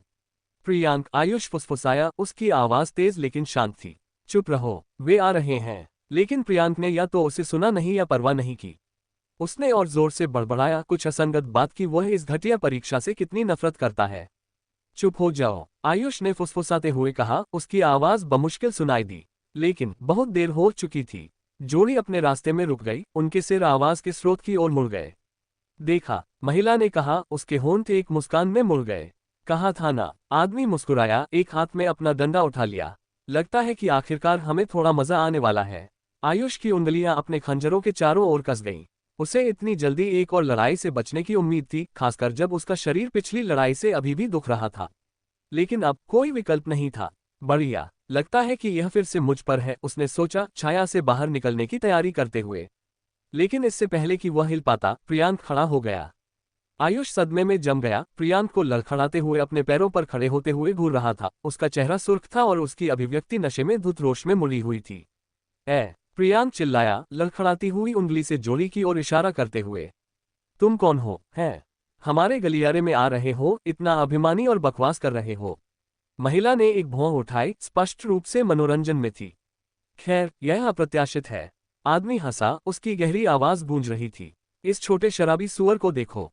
वह सोचता है कि वह एक टफ आदमी है। आयुष की अंतरात्मा उसे प्रियांक को वापस खींचने के लिए चिल्ला रही थी, कुछ करने के लिए, लेकिन वह हिचकिचाया। वह क्या कर रहा है? क्या वह वास्तव में लड़ सकता है? आयुष ने सोचा, क्योंकि वह देखना चाहता था कि प्रियांक क्या करने में सक्षम था, लेकिन प्रियांक की मूर्खता के कारण बाहर नहीं होना चाहता था। लेकिन इससे पहले कि वह एक निर्णायक फैसला कर पाता, प्रियांक की आंखें सिकुड़ गईं, उसके होंठ एक तिरस्कार में मुड़ गए। टफ, ओह, तुम इसका आधा भी नहीं जानते, तुम बड़ी हरामजादी। उसने पलटवार किया, यहां तक कि बड़े आदमी को भी अचानक पलटवार पर आश्चर्य हुआ। फिर आयुष के पूर्ण अविश्वास के लिए प्रियांक ने हमला कर दिया। प्रियांक उस गति और सटीकता के साथ आगे बढ़ा जो उसके नशे की स्थिति को धता बताती थी। उसका पहला निशाना आदमी था, जिसकी मजाकिया हंसी एक चौंकने वाली गुर्राहट में बदल गई, क्योंकि प्रियांक उम्मीद से ज्यादा तेजी से दूरी तय कर ली थी। आदमी ने अपने डंडे को एक चौड़े चाप में घुमाया, लेकिन प्रियांक ने आसानी से उसके नीचे झुक गया। उसकी हरकतें अनियमित फिर भी जानबूझकर थीं। बहुत धीमा, तुम बड़े कमीने। प्रियांक गुर्राया, अपनी छोटी तलवार को आदमी की जांघ में दे मारा। आदमी दर्द में चिल्लाया, जख्म से खून बह रहा था और वह लड़खड़ाते हुए पीछे हट गया। लेकिन प्रियांक रुका नहीं। उसने तलवार को आजाद किया और उसे आदमी के कंधे में घोंप दिया, ब्लेड को गहराई तक चला दिया और फिर उसे क्रूरता से मरोड़ दिया। तुम्हें ये पसंद आया? प्रियांक फुसफुसाया, उसकी आवाज धीमी और खतरनाक थी। इसके बारे में क्या ख्याल है? उसने तलवार को बाहर निकाला और उसे आदमी की गर्दन में फंसा दिया। खून एक भयानक चाप में बह निकला जैसे ही आदमी गड़गड़ाया और जमीन पर गिर गया। महिला अब मुस्कुरा नहीं रही थी, उसने घातक सटीकता के साथ प्रियांक पर एक चाकू फेंका। लेकिन प्रियांक नशे में किनारे की ओर लड़खड़ाया, ब्लेड उसे इंचों से चूक गया। तुम चूक गई, प्यारी, प्रियांक ने ताना मारा, उसकी मुस्कान जंगली थी। फिर से कोशिश करो। महिला ने संकोच नहीं किया। उसने अपने जुड़वां ब्लेड निकाले और प्रियांक पर झपटी, उसके वार तेज और निर्दयी थे। लेकिन प्रियांक तेज था। उसने अपनी तलवार से उसके पहले वार को रोका, स्टील की खनक गलियारे में गूंज उठी। उसका दूसरा हाथ बाहर निकला, उसकी कलाई पकड़ ली और उसे तब तक मरोड़ा जब तक कि उसने दर्द की चीख के साथ अपने ब्लेडों में से एक को गिरा नहीं दिया। तुम्हें लगता है कि तुम डरावनी हो? प्रियांक गुर्राया, उसकी आवाज जहर से टपक रही थी। तुम नहीं जानती कि डरावना क्या होता है।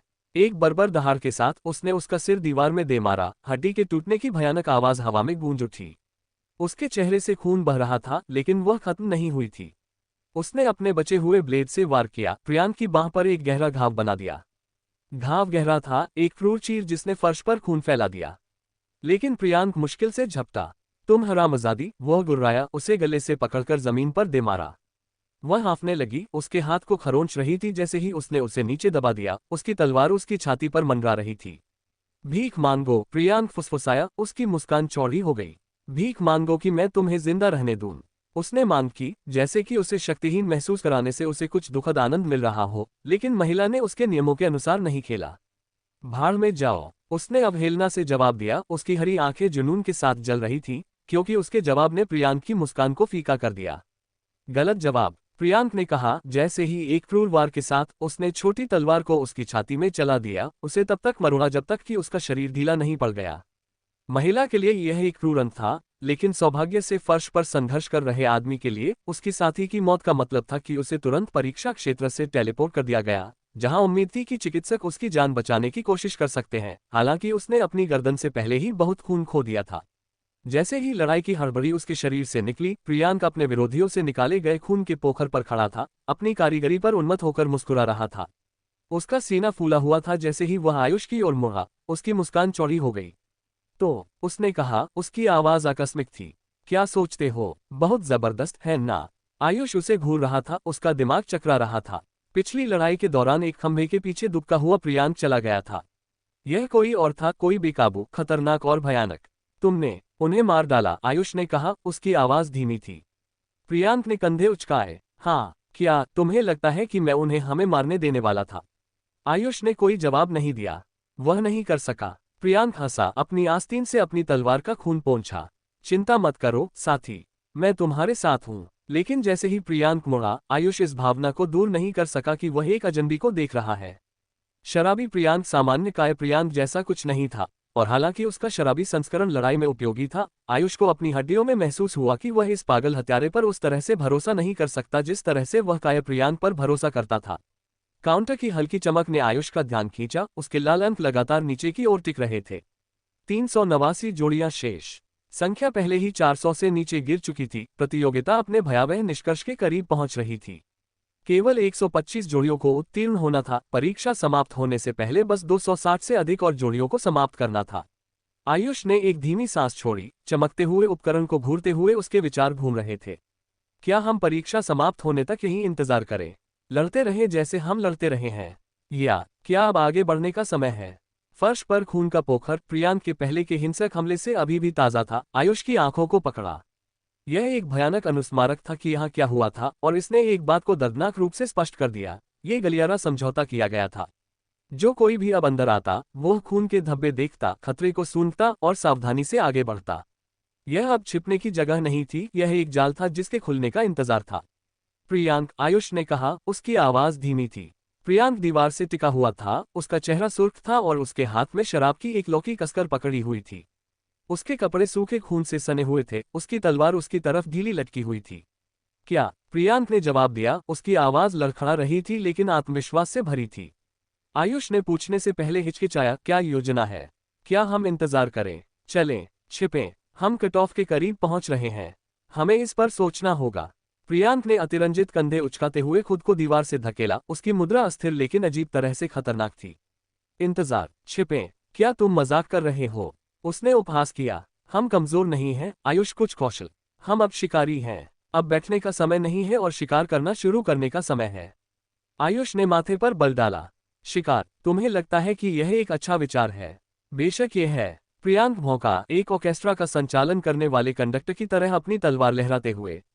इस जगह को देखो। तुम्हें लगता है कि मेरे करने के बाद कोई भी यहाँ आने के लिए इतना बेवकूफ होगा? ये गलियारा अब बेकार है। हमें चलना होगा, नया शिकार ढूंढना होगा। इस अखाड़े को दिखाओ कि बॉस कौन है। जितना आयुष को नफरत थी, यह स्वीकार करने में प्रियांक गलत नहीं था। उनकी छिपने की जगह उजागर हो गई थी। यहाँ रुकने का मतलब था व्यर्थ इंतजार करना, या इससे भी बदतर, खतरे को भांपने के लिए पर्याप्त स्मार्ट किसी व्यक्ति द्वारा घात लगाकर हमला करना। ठीक है, आयुष ने आखिरकार कहा, अपने खंजरों को म्यान में डालते हुए। हम चलते हैं, लेकिन हम बिना किसी लक्ष्य के नहीं भटक रहे हैं। प्रियांक ने अपना सिर झुकाया, मुस्कुराते हुए।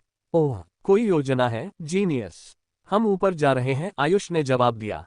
मुझे ऊंचाई चाहिए, कहीं ऐसा जहां हम देख सके कि हमारे आसपास क्या हो रहा है। मुझे जानने की जरूरत है कि हमारे खतरे कहां से आ रहे हैं। प्रियांक मुस्कुराया, उसका आत्मविश्वास अहंकार की सीमा तक था। मुझे ठीक है, मैं रास्ता दिखाऊंगा, और अगर कोई इतना बेवकूफ हुआ कि हमारे रास्ते में आया, तो मैं उन तक पहुंचने से पहले ही उन्हें संभाल लूंगा। यह मुझे भी ठीक है। अगर हम किसी मुसीबत में पड़ते हैं तो मैं तुम्हारा साथ दूंगा, आयुष ने समान रूप से कहा। प्रियांक ने उसे आंख मारी, उसकी मुस्कान तेज और जंगली थी। समझ गया साथी, चलो देखते हैं कि इस जेल अखाड़े में क्या है। ऊंचाई पर जाने की आयुष की इच्छा पूरी तरह से अंतर्ज्ञान से प्रेरित थी। परीक्षा की शुरुआत में जब वह अपनी क्षमताओं और प्रियांक दोनों के बारे में अनिश्चित था, छिपना सबसे सुरक्षित विकल्प लगा था। लेकिन अब वे क्या करने में सक्षम थे, इसका एक स्पष्ट ज्ञान हासिल करने के बाद उसकी अंतरात्मा ने उसे ऊंचाई खोजने के लिए प्रेरित किया। एक सुविधाजनक स्थान होने के बारे में कुछ, एक जगह जहां वह स्थिति का निरीक्षण और नियंत्रण कर सकता था, सहज रूप से सही लगा, जैसे उसकी हड्डियों में गहरी दबी एक प्रतिक्रिया। हालांकि ऊपर चढ़ने का रास्ता ढूंढना कहने से ज्यादा आसान था। जेल के नक्शे के बिना छत तक जाने वाली सही सीढ़ी का पता लगाना लगभग असंभव लगा। अधिकांश सीढ़ियां भंडारण कक्षों तक ले गईं या अचानक बंद हो गईं। मंद रोशनी ने केवल चीजों को बदतर बना दिया, लंबी बदलती छायाएं डाली जिन्होंने हर कोने को छिपा दिया और छिपे हुए दुश्मनों के खतरे को हर समय मौजूद रखा। प्रियांक अपने नशे में धुत आत्मविश्वास में एक अप्रत्याशित अकड़ के साथ चला। उसके भारी जूते कंक्रीट के फर्श के खिलाफ गूंज उठे, उसकी बड़बड़ाती गालियां हर कदम के साथ तेज होती गईं। ये घटिया परीक्षा, प्रियांक गुर्राया। ये बकवास किसने सोची? शायद कुछ कमीने ने जिसने अपने जीवन में कभी उंगली नहीं उठाई।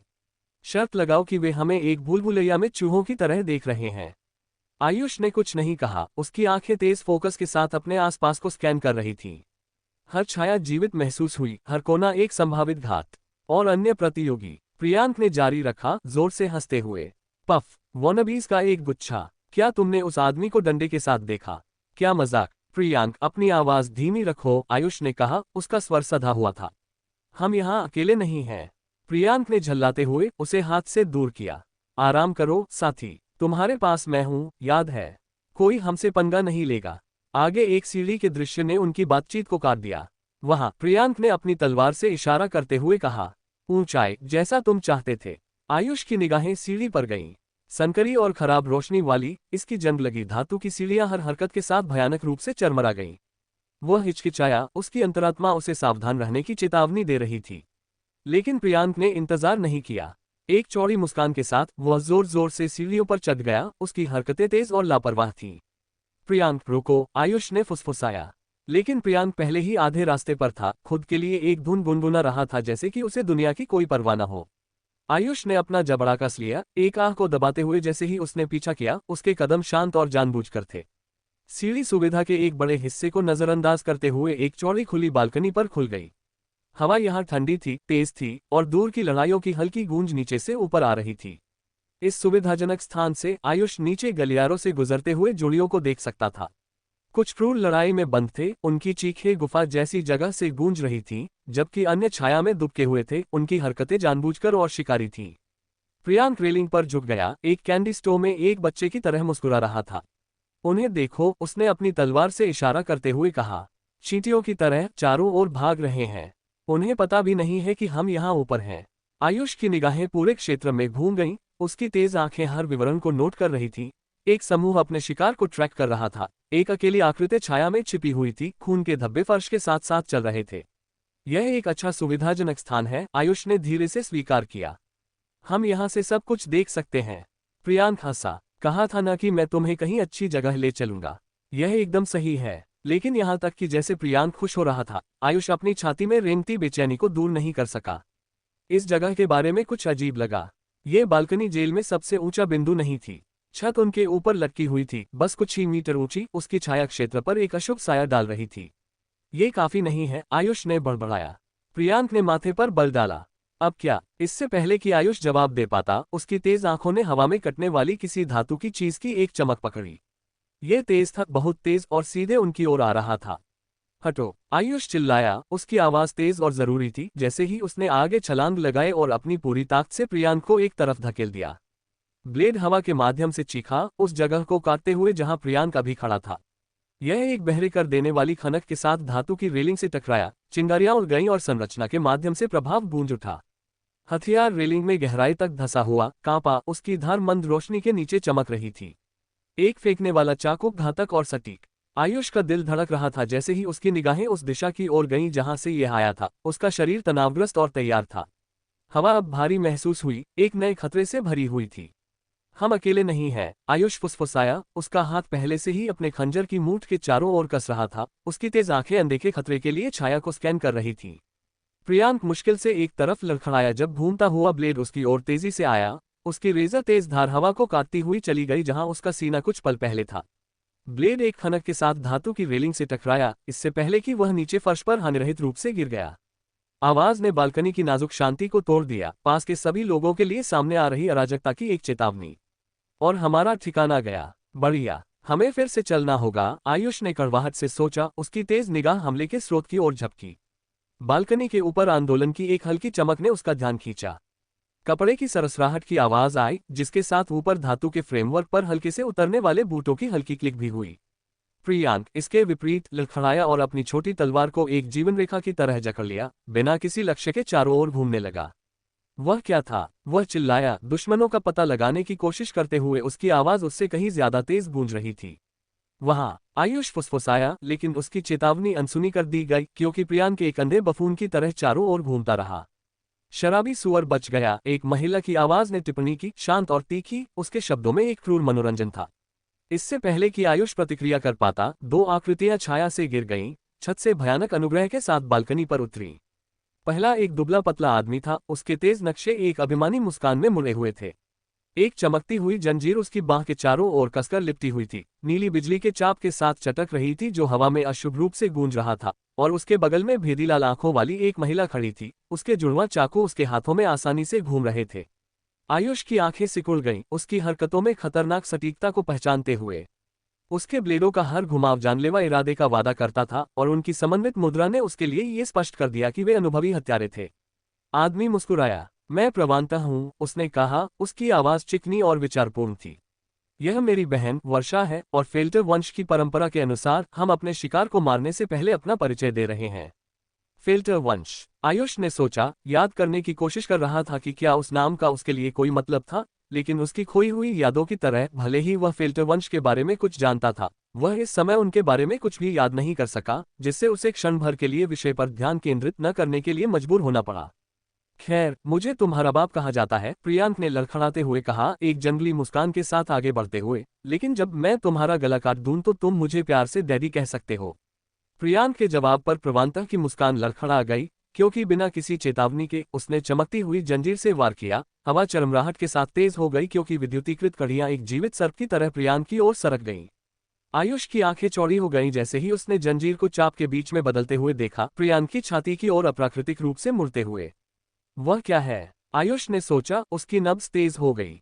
जंजीर ने तर्क को धता बताया, उसकी हरकत भौतिकी से परे किसी चीज से निर्देशित थी, क्योंकि उसका अप्राकृतिक मोह और उसकी बिजली ऊर्जा दोनों कुछ ऐसा लग रहा था जिसे साधारण विज्ञान समझा नहीं सकता था।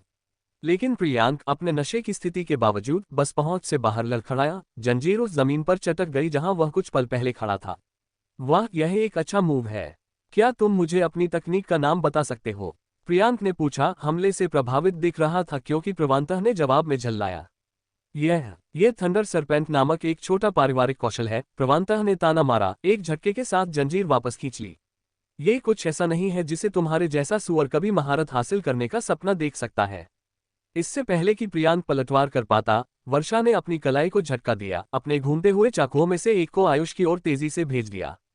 सहज रूप से आयुष ने इसे रोकने के लिए अपना खंजर उठाया, लेकिन उसकी सांस अटक गई क्योंकि एकल ब्लेड अचानक हवा के बीच में 3 में विभाजित हो गया।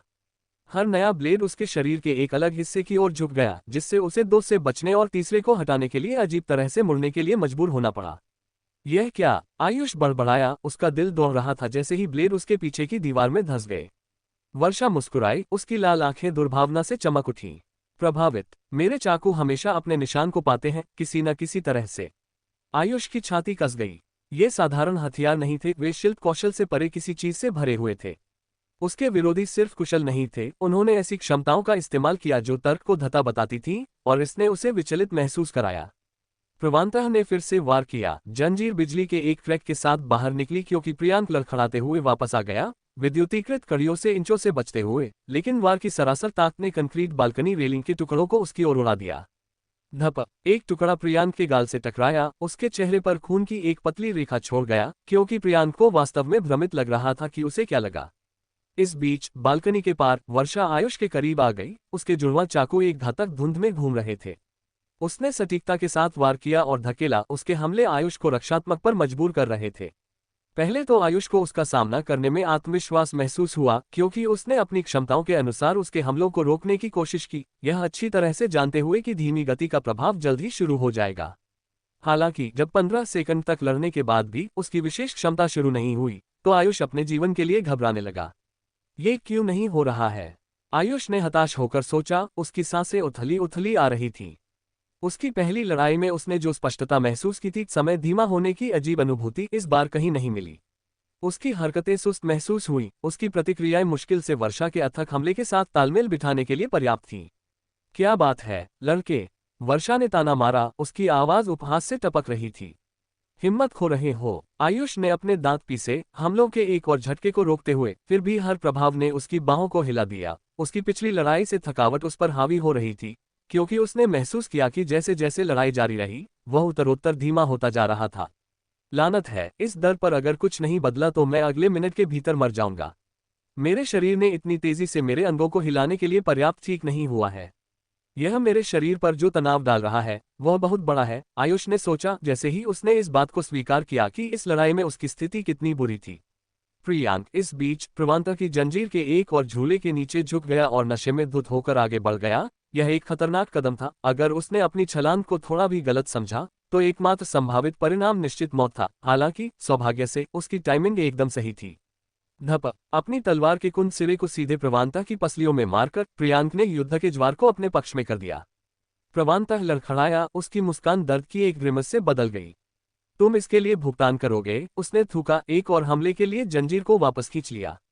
लेकिन प्रियांक ने उसे मौका नहीं दिया।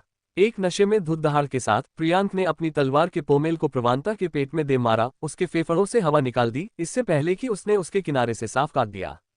घाव से खून बह निकला क्योंकि प्रवांता अपने घुटनों पर गिर गया, उसकी आंतें बाहर निकल गईं क्योंकि वह सबसे क्रूर तरीके से डिसम्बाउल्ड हो गया था। प्रवांता, वर्षा की चीख बालकनी में गूंज उठी, उसका संयम टूट गया क्योंकि वह अपने गिरे हुए भाई की ओर मुड़ी। आयुष को वह सांस लेने की जगह दे दी जिसकी उसे इतनी सख्त जरूरत थी। एक हताश फेंक के साथ आयुष ने अपने खंजर को उसकी कमर की ओर घूमते हुए भेजा, जहां उसने टेलीपोर्टेशन क्रिस्टल को सुरक्षित किया था, और आयुष के बहुत खुशी के लिए उसका निशाना सही लगा, उसके बेल्ट से बंधे टेलीपोर्टेशन क्रिस्टल को तोड़ दिया। क्रंच, क्रिस्टल टूट गया और जैसे ही टेलीपोर्टेशन जादू सक्रिय हुआ, वर्षा के रूप को एक शानदार रोशनी ने घेर लिया। नहीं, वर्षा चिल्लाए, उसकी आवाज फीकी पड़ गई क्योंकि उसका शरीर चमकते हुए कणों में घुल गया। जल्द ही बाद प्रवांता का क्रिस्टल भी जीवन में भड़क उठा, उसे लड़ाई से खींच लिया। हालांकि दुर्भाग्य से प्रियांक ने उसका गला काटने से पहले नहीं, जिससे उसका जीवन समाप्त हो गया। जब तक वह बाहर टेलीपोर्ट हुआ, उसकी स्थिति बचाव से परे थी, लगभग ये सुनिश्चित करते हुए कि वह दूसरी तरफ मृत पाया जाएगा। केवल खून के धब्बे और बालकनी में उसके गट्स के फैलने की तीखी गंध छोड़ गया। प्रियांक मुस्कुराया, अपनी ब्लेड से खून पोंछते हुए, जैसे ही उसने आसमान की ओर देखा। अब तुम्हारा डैडी कौन है? वह चिल्लाया, अपने संभावित स्थान पर और भी दुश्मनों को सचेत करते हुए, क्योंकि आयुष ने मुश्किल से अपने गुस्से को दबाया। प्रियांक अपने नशे की स्थिति में जितना एक संपत्ति था उतना ही एक दायित्व था, और आयुष ये पता नहीं लगा सका कि उसे ठीक से कैसे संभालना है। चलो प्रियांक, हमें चलना होगा, आयुष ने जैसे ही लड़ाई समाप्त हुई आग्रह किया। वह बालकनी पर रुकने वाला नहीं था, खासकर जब उनकी स्थिति इतनी अच्छी तरह से समझौता कर ली गई थी। चलना, लेकिन हम अभी अभी तो यहाँ पहुंचे हैं, प्रियांक ने बड़बड़ाया। जैसे ही उसने अपनी तलवार का खून पोंछा, वह थोड़ा लड़खड़ा गया। उसका स्वर एक ही साथ झुंझलाहट और नशे में धुत अविश्वास का था। आयुष ने बहस करने की परवाह नहीं की। उसने प्रियांक की बांह पकड़ी और उसे एक जोरदार झटका दिया, उसे बालकनी से दूर और वापस मंद रोशनी वाले जेल गलियारों में खींच लिया। प्रियांक लड़खड़ाया, लेकिन आखिरकार उसका पीछा किया, अपने आप में बड़बड़ाते हुए कि आयुष को कड़ी मेहनत के लिए कोई सराहना नहीं थी और वह हमेशा अगली आपदा में जल्दबाजी कर रहा था। एक बार अंदर, जोड़ी ने छत तक जाने वाली सीढ़ी की अपनी खोज जारी रखी। हालांकि इस बार आयुष का दिमाग भटकने लगा। उसकी तेज आंखें आदत से अंधेरे गलियारों को स्कैन कर रही थीं, लेकिन उसके विचार उस लड़ाई पर टिके हुए थे जो अभी अभी समाप्त हुई थी, और वह निश्चित मौत का सामना करने से केवल कुछ सेकंड दूर था। इस बार मेरे लिए समय धीमा क्यों नहीं हुआ? मैंने क्या गलत किया? आयुष ने सोचा, अपनी पहली लड़ाई से उसने जो आत्मविश्वास हासिल किया था वह अब फिसल रहा था, क्योंकि वह उसी प्रभाव को फिर से बनाने में अपनी असमर्थता से जूझ रहा था। अपनी शुरुआती जीत के बाद उसने मान लिया था कि समय धीमा होने का प्रभाव कुछ सहज था, एक प्राकृतिक क्षमता जो जब भी वह किसी लड़ाई में प्रवेश करता सक्रिय हो जाती। लेकिन वह धारणा अब भोली, यहां तक कि मूर्खतापूर्ण लग रही थी। यह अधिक संभावना थी कि यह एक कौशल था, ठीक वैसे ही जैसे वर्षा की क्षमता अपने खंजरों को हवा के बीच में विभाजित करने की स्पष्ट रूप से एक कौशल थी। हालांकि उसके लिए समस्या ये थी कि वर्षा के विपरीत आयुष को यह नहीं पता था कि अपनी क्षमता को कैसे सक्रिय किया जाए, इसका उपयोग कैसे किया जाए। इसका ज्ञान अपने बारे में बहुत कुछ की तरह उसकी गुम हुई यादों के टुकड़ों में बंद रहा, जिसने उसे किसी भी भविष्य की परेशानी की तलाश करने से हिचकिचाया। प्रियांक, तुम्हारे पास विशेष कौशल है ना? तुम उनके बारे में मुझे क्या बता सकते हो? आयुष ने पूछा, अपने शराबी साथी से कुछ महत्वपूर्ण ज्ञान निकालने की उम्मीद करते हुए। लेकिन प्रियांक से एक सुसंगत जवाब की उम्मीद करना एक बंदर से कलन सिखाने के लिए पूछने जैसा लगा। मेरा विशेष कौशल मेरी प्राकृतिक सुंदरता है। मैं निश्चित रूप से इस परीक्षा में सबसे सुंदर आदमी हूँ। 100% प्राकृतिक डीएनए, बेहतर प्रभावों के लिए कोई मजेदार जानवर डीएनए मिश्रण नहीं। 100% इंसान, प्रियांक ने स्मगली मुस्कुराते हुए घोषणा की। आयुष ने हताशा में अपने माथे पर हाथ मारा, तेजी से सांस छोड़ी। ये ठीक उसी स्तर की बेतुकी बात थी जिसकी उसे उम्मीद थी। लेकिन प्रियांक के शब्द जितने बेतुके लग रहे थे, उनके नीचे कुछ ऐसा था जिसने आयुष की रुचि को बढ़ाया, एक जानकारी का एक दाना जिसे वह अनदेखा नहीं कर सका। तुम कह रहे हो कि इस परीक्षा में अन्य लोग सांप जैसी आंखों और उनके सिर से सींगों वाले, वे आनुवंशिक रूप से संशोधित इंसान हैं? आयुष ने पूछा, अपनी निगाहें संकीर्ण करते हुए। प्रियांक ने अपनी जीभ बाहर निकाली और एक थूक से भरी रास्पबेरी उड़ाई। बेशक नहीं, वे सभी इंसान नहीं हैं। कुछ बौने हैं, जानवर, मनुष्य, योगिनी, अर्धरक्त। लेकिन हाँ, अगर उनके पास महत्वपूर्ण शरीर के बाल नहीं हैं और उनके पास जानवर जैसी विशेषताएं हैं, तो उन्होंने निश्चित रूप से अपने डीएनए को कुछ जानवर के साथ बढ़ाया है। ज्ञान का वह टुकड़ा आयुष के दिमाग में क्लिक हो गया। ऐसा लगा कि इस दुनिया में आनुवंशिक वृद्धि के माध्यम से जानवर के लक्षण लेना न केवल संभव था, यह आम था। परिवहन गाड़ी पर व्यक्तियों के बारे में सोचते हुए उसने अब महसूस किया कि ये संशोधन कितने प्रचलित थे। तुम जानते हो, प्रियांक ने जारी रखा, थोड़ा लड़खड़ाते हुए, मैं अभी भी उन लोगों का सम्मान कर सकता हूं जो इसे योद्धाओं के रूप में सुधारने के लिए करते हैं। जैसे एक तीरंदाज के रूप में लंबी दूरी की दृष्टि के लिए ईगल आंखें, या रात की दृष्टि के लिए बिल्ली की आंखें। वह स्मार्ट है। प्रियांक की अभिव्यक्ति अंधेरी हो गई और उसकी आवाज एक बड़बड़ाहट में गिर गई। लेकिन मैं उन पुरुषों का सम्मान नहीं कर सकता जो महिलाओं को बेहतर तरीके से पेंच करने के लिए सुअर के डिस्क के साथ अपने डिस्क को संशोधित करते हैं। आयुष पलक झपका, पूरी तरह से आश्चर्यचकित हो गया। क्या एक लड़की जिसे मैं पसंद करता था, उन गंदे कमीनों में से एक के द्वारा सुअर के डिस्क के साथ पेंच किया गया था? प्रियांक ने जारी रखा, उसकी आवाज कड़वी हो गई। बेशक वह उसके बाद मुझसे कभी संतुष्ट नहीं होने वाली थी। मेरा पूरा 2.5 इंच है, लेकिन यह उसके जैसा आनुवंशिक रूप से उन्नत नहीं है। आयुष ने महसूस किया कि उसका चेहरा काला पड़ गया। प्रियांक जिस सरासर विकृति का संकेत दे रहा था, उससे भयभीत था। अगर उसने जो कहा वह सच था, तो ये दुनिया आयुष ने शुरू में जितना सोचा था उससे कहीं ज्यादा मुड़ी हुई थी। लेकिन दूसरी ओर चिपचिपी के साथ महिलाएं। रुको, आयुष चिल्लाया, प्रियांक को खत्म करने से पहले काट दिया। कृपया बस रुक जाओ। प्रियांक अपमानित लग रहा था। क्या मुझे मत बताओ कि तुमने कभी उन उन्नत बिल्ली के बच्चों में से एक के साथ क्षैतिज राक्षस मैश करने की कल्पना नहीं की है? मेरा मतलब है, ओ लाला। उसने अपनी आंखें बंद कर ली और हवा चाटी, उसकी अभिव्यक्ति पतित आनंद की थी। आयुष का पेट मरोड़ गया और वह दूर मुड़ गया, मतली की एक लहर को वापस निगल लिया। मैं शायद आज उसने जो चेहरा बनाया उसे कभी नहीं भूल पाऊंगा, उसने उदास मन से सोचा। यह मेरे जीवन भर मुझे परेशान करने वाला है। हालांकि उसके लिए शुक्र है कि इस बिंदु तक जोड़ी छत की ओर जाती हुई एक और सीढ़ी खोजने के लिए पर्याप्त चली थी, जिससे उनकी बेतुकी बातचीत समाप्त हो गई। क्या आप चाहेंगे कि मैं आपको बताऊं कि आयुष और प्रियांक की छत पर पहुंचने के बाद क्या होता है? आयुष वर्मा ने जैसे ही कारागार की छत पर कदम रखा, उसकी नजर स्वाभाविक रूप से रात के आकाश की ओर उठी और जो उसने देखा उसने उसे ठिठका दिया। 7 चांद, वे ऊपर के विशाल अंधेरे विस्तार में मौन संतरियों की तरह लटके हुए थे। उनकी फीकी रोशनी रात के दमघोंटू अंधेरे को मुश्किल से भेद पा रही थी। हर चांद अलग था, कुछ छोटे और धुंधले, अन्य बड़े और अधिक स्पष्ट, लेकिन सभी अजीब कोनों पर मंडराते हुए लग रहे थे। उनकी असमान चमक छत की टूटी और दरकती सतह पर खंडित रोशनी के धब्बे डाल रही थी। 7, रात के आकाश में तो एक ही चांद होना चाहिए, बस एक। आयुष ने सोचा, इस तथ्य की निश्चितता ने उसे बेचैन कर दिया। यह अजीब था, उसे अपने अतीत के बारे में बहुत कम याद था, फिर भी यह विवरण महत्वपूर्ण लगा, लगभग उसके अस्तित्व में समाया हुआ। सात चांद का दिखना उस निश्चितता का उपहास करता प्रतीत हुआ जिससे वह क्षण भर के लिए भ्रमित हो गया। लेकिन इसकी अलौकिक सुंदरता के बावजूद ग्रह रुद्रा की इस परग्रही रात में कोई सुकून नहीं था। अंधेरा ठंडा, भारी और दमघोंटू था, जो उस पर एक अदृश्य भार की तरह दबाव डाल रहा था। आयुष की नजर क्षण भर के लिए ऊपर टिकी, फिर उसने अपना ध्यान छत पर वापस खींच लिया। उसने जो भी विस्मय महसूस किया था वह तुरंत बेचैनी में बदल गया जब उसने अपने चारों ओर के बंजर फैलाव का सर्वेक्षण किया। छत चौड़ी और खाली फैली हुई थी, जिससे आसपास के कारागार के मैदानों का आबादित दृश्य दिखाई दे रहा था।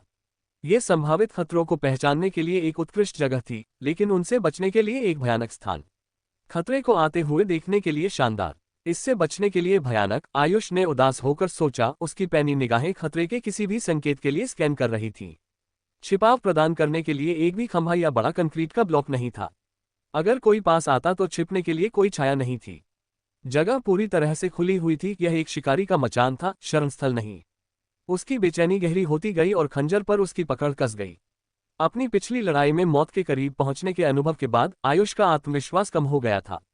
उसकी क्षमताओं की नाजुकता सामने आ गई थी और इस एहसास ने उसे आज रात और अधिक लड़ाई में शामिल होने से हिचकिचा दिया था। अब और लड़ाई नहीं, आयुष ने चुपचाप संकल्प लिया। जब तक कोई और विकल्प न हो, बस थोड़ा इंतजार करते हैं, उसने धीमी आवाज में कहा। जब तक जरूरी न हो और लड़ाई नहीं। उसके पीछे प्रियांक ने एक जोरदार अतिरंजिता भरी। उसने अपने शराब का आखिरी घड़ा उल्टा किया और हताशा में उसे हिलाया। एक बूंद बाहर गिरी, जो जमीन पर हल्की टप की आवाज के साथ उतरी। ध तेरे की, प्रियांक ने शाप दिया। उसके स्वर में निराशा और हताशा दोनों थे। बस हो गया, मैं ड्राई हो गया। आयुष ने माथे पर बल डाला। उसकी नजर झट से प्रियांक की ओर गई। तुम्हारे ड्राई होने का क्या मतलब है? प्रियांक तिरछा मुस्कुराया। शराब से उसके गाल अभी भी लाल थे। मतलब 40 मिनट में ये शराबी जीनियस एक समझदार मूर्ख में बदल जाएगा। और मेरा विश्वास करो, तुम लड़ाई में समझदार प्रियांक को नहीं चाहोगे। आयुष ने पलक झपकाई, क्षण भर के लिए स्तब्ध रह गया। इस मोटे मूर्ख ने ये परीक्षा शराब के कई घड़ों के साथ शुरू की थी, फिर भी वह उन सभी को घंटों के भीतर खत्म करने में कामयाब रहा था। यह बढ़िया है, आयुष ने व्यंग्य से कहा। जब प्रियांक के शब्द उसके दिमाग में बैठे तो उसकी छाती कस गई। उसकी आंखें उसकी कमर पर बंधे चमकते काउंटर पर गईं। 219 जोड़े बाकी। हम अंत के करीब भी नहीं हैं, आयुष ने महसूस किया। बेचैनी उसके विचारों में रेंग गई। अभी भी 100 से अधिक जोड़ों को समाप्त किया जाना बाकी था। परीक्षा अभी खत्म होने से बहुत दूर थी। वह जानता था कि जैसे ही अंतिम कुछ जोड़े बचेंगे, आने वाले घंटे और लंबे, अधिक थकाऊ और अनंत रूप से अधिक खतरनाक होते जाएंगे। और प्रियांक की आसन बेकारपन और युद्ध में उसके स्वयं के लड़खड़ाते आत्मविश्वास के साथ उनके जीवित रहने की संभावना हर गुजरते मिनट के साथ कम होती जा रही थी। हाँ, अब और लड़ाई निश्चित रूप से नहीं, आयुष ने निष्कर्ष निकाला। उसकी नजर सावधानी से प्रियांक की ओर मुड़ी ताकि यह सुनिश्चित हो सके कि शराबी मूर्ख अपनी स्थिति को उजागर करने के लिए कुछ लापरवाह न कर दे। उसे राहत मिली कि प्रियांक छत पर सपाट लेटा हुआ था, आलस्य से रात के आकाश को घूर रहा था। एक बार के लिए वह वहीं रहने के लिए संतुष्ट लग रहा था, जिससे आयुष को अपना ध्यान कहीं और केंद्रित करने का आश्वासन मिला, कम से कम अभी के लिए। एक शांत आह के साथ आयुष ने अपना ध्यान बाहर की ओर मोड़ा। छत पर अपनी ऊंची जगह से नीचे की अराजकता को स्कैन किया। यहाँ से कारागार के मैदान उसके नीचे एक फैले हुए युद्ध क्षेत्र की तरह फैले हुए थे। हर कोना हिंसा की एक अलग कहानी कह रहा था। कुछ क्षेत्रों में आयुष ने धातु के धातु से टकराने पर हल्की चिंगारियां देखीं, जो एक गहन द्वंद्व का संकेत थीं। कहीं और उसने गले से निकली घरघराहट और दीवारों से टकराते हुए शरीरों की भयानक धमक सुनी, जो हाथ से हाथ की लड़ाई की क्रूर प्रकृति को प्रकट कर रही थी। वह सब कुछ सोख रहा था। उसकी पकड़ उसकी कमर पर बंधे परीक्षा काउंटर के चारों ओर कस गई। मारो मारो, एक दूसरे को तेजी से खत्म करो, उसने सोचा। उसकी उंगलियां काउंटर की सतह पर इस तरह दबी थीं मानो केवल इच्छाशक्ति से ही संख्याएं तेजी से गिर सकें। हताशा उसकी छाती को नोच रही थी, हर सेकंड असहनीय रूप से खींच रहा था। वो बस यही चाहता था कि अराजकता अपने आप सुलझ जाए, बिना उसे उसमें घसीटे, और अभी के लिए ये काम करता दिख रहा था। 199 जोड़े बाकी। कुछ मिनट बाद शेष जोड़े गिरकर 199 हो गए, जिसने आधिकारिक तौर पर योग्यता दौर को उसकी अंतिम कुछ लड़ाइयों तक पहुंचा दिया।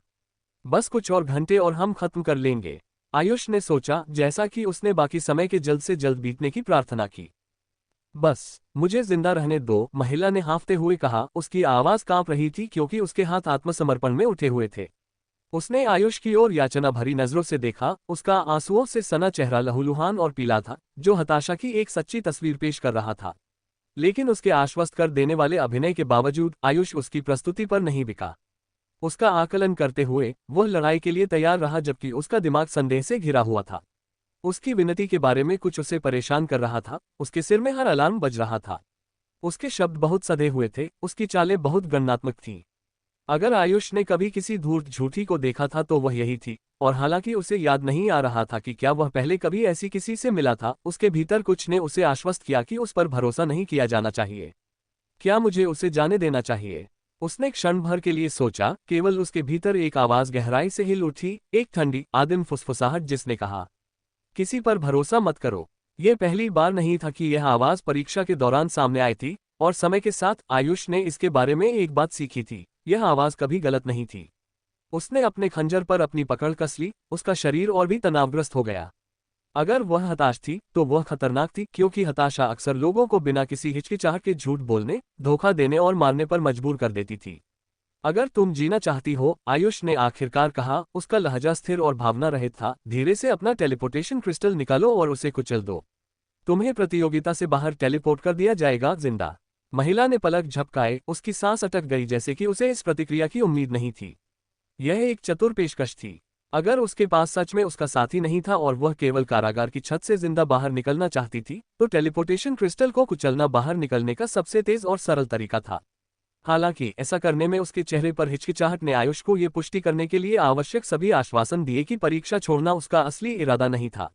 वह शायद बचने के बाद अपने साथी को खोजने की उम्मीद कर रही थी, फिर से संगठित होने और मजबूत होकर लौटने की योजना बना रही थी।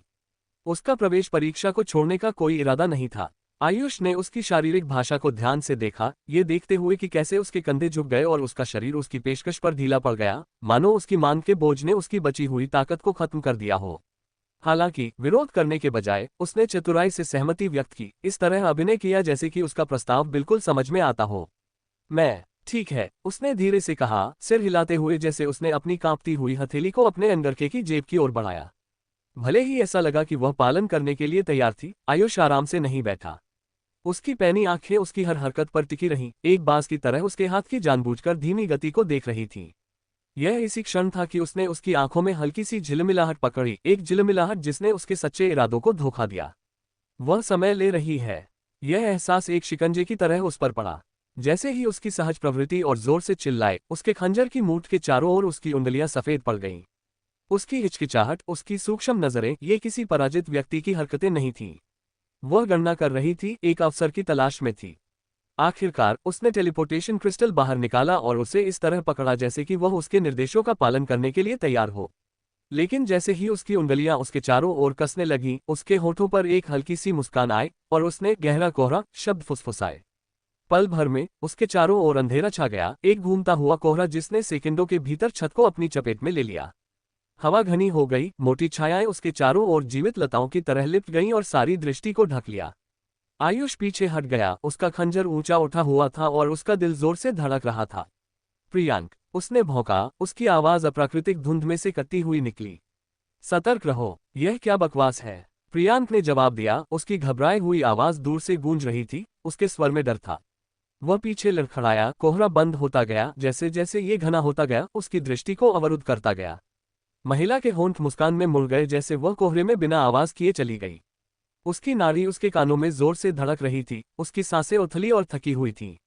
उसके पास केवल एक मौका बचा था, पासा पलटने के लिए एक हताश कदम। मेरे पास केवल एक कौशल के लिए पर्याप्त माना है ये गहरा कोहरा। मुझे इसे सफल बनाना होगा, उसने सोचा जैसे उसने अपनी ब्लेड पर अपनी पकड़ कस ली। मोटा वाला, वह कमजोर कड़ी है, उसे बाहर निकालो और दूसरा टूट जाएगा। उसका शरीर दर्द से जल रहा था, उसका घाव उसके हर कदम पर चीख रहा था, लेकिन वह आगे बढ़ती रही, केवल इच्छाशक्ति के सहारे खुद को आगे बढ़ा रही थी। गति के विस्फोट के साथ वह प्रियांक की ओर दौड़ी, उसका ब्लेड अंतिम हताश वार के लिए तैयार था।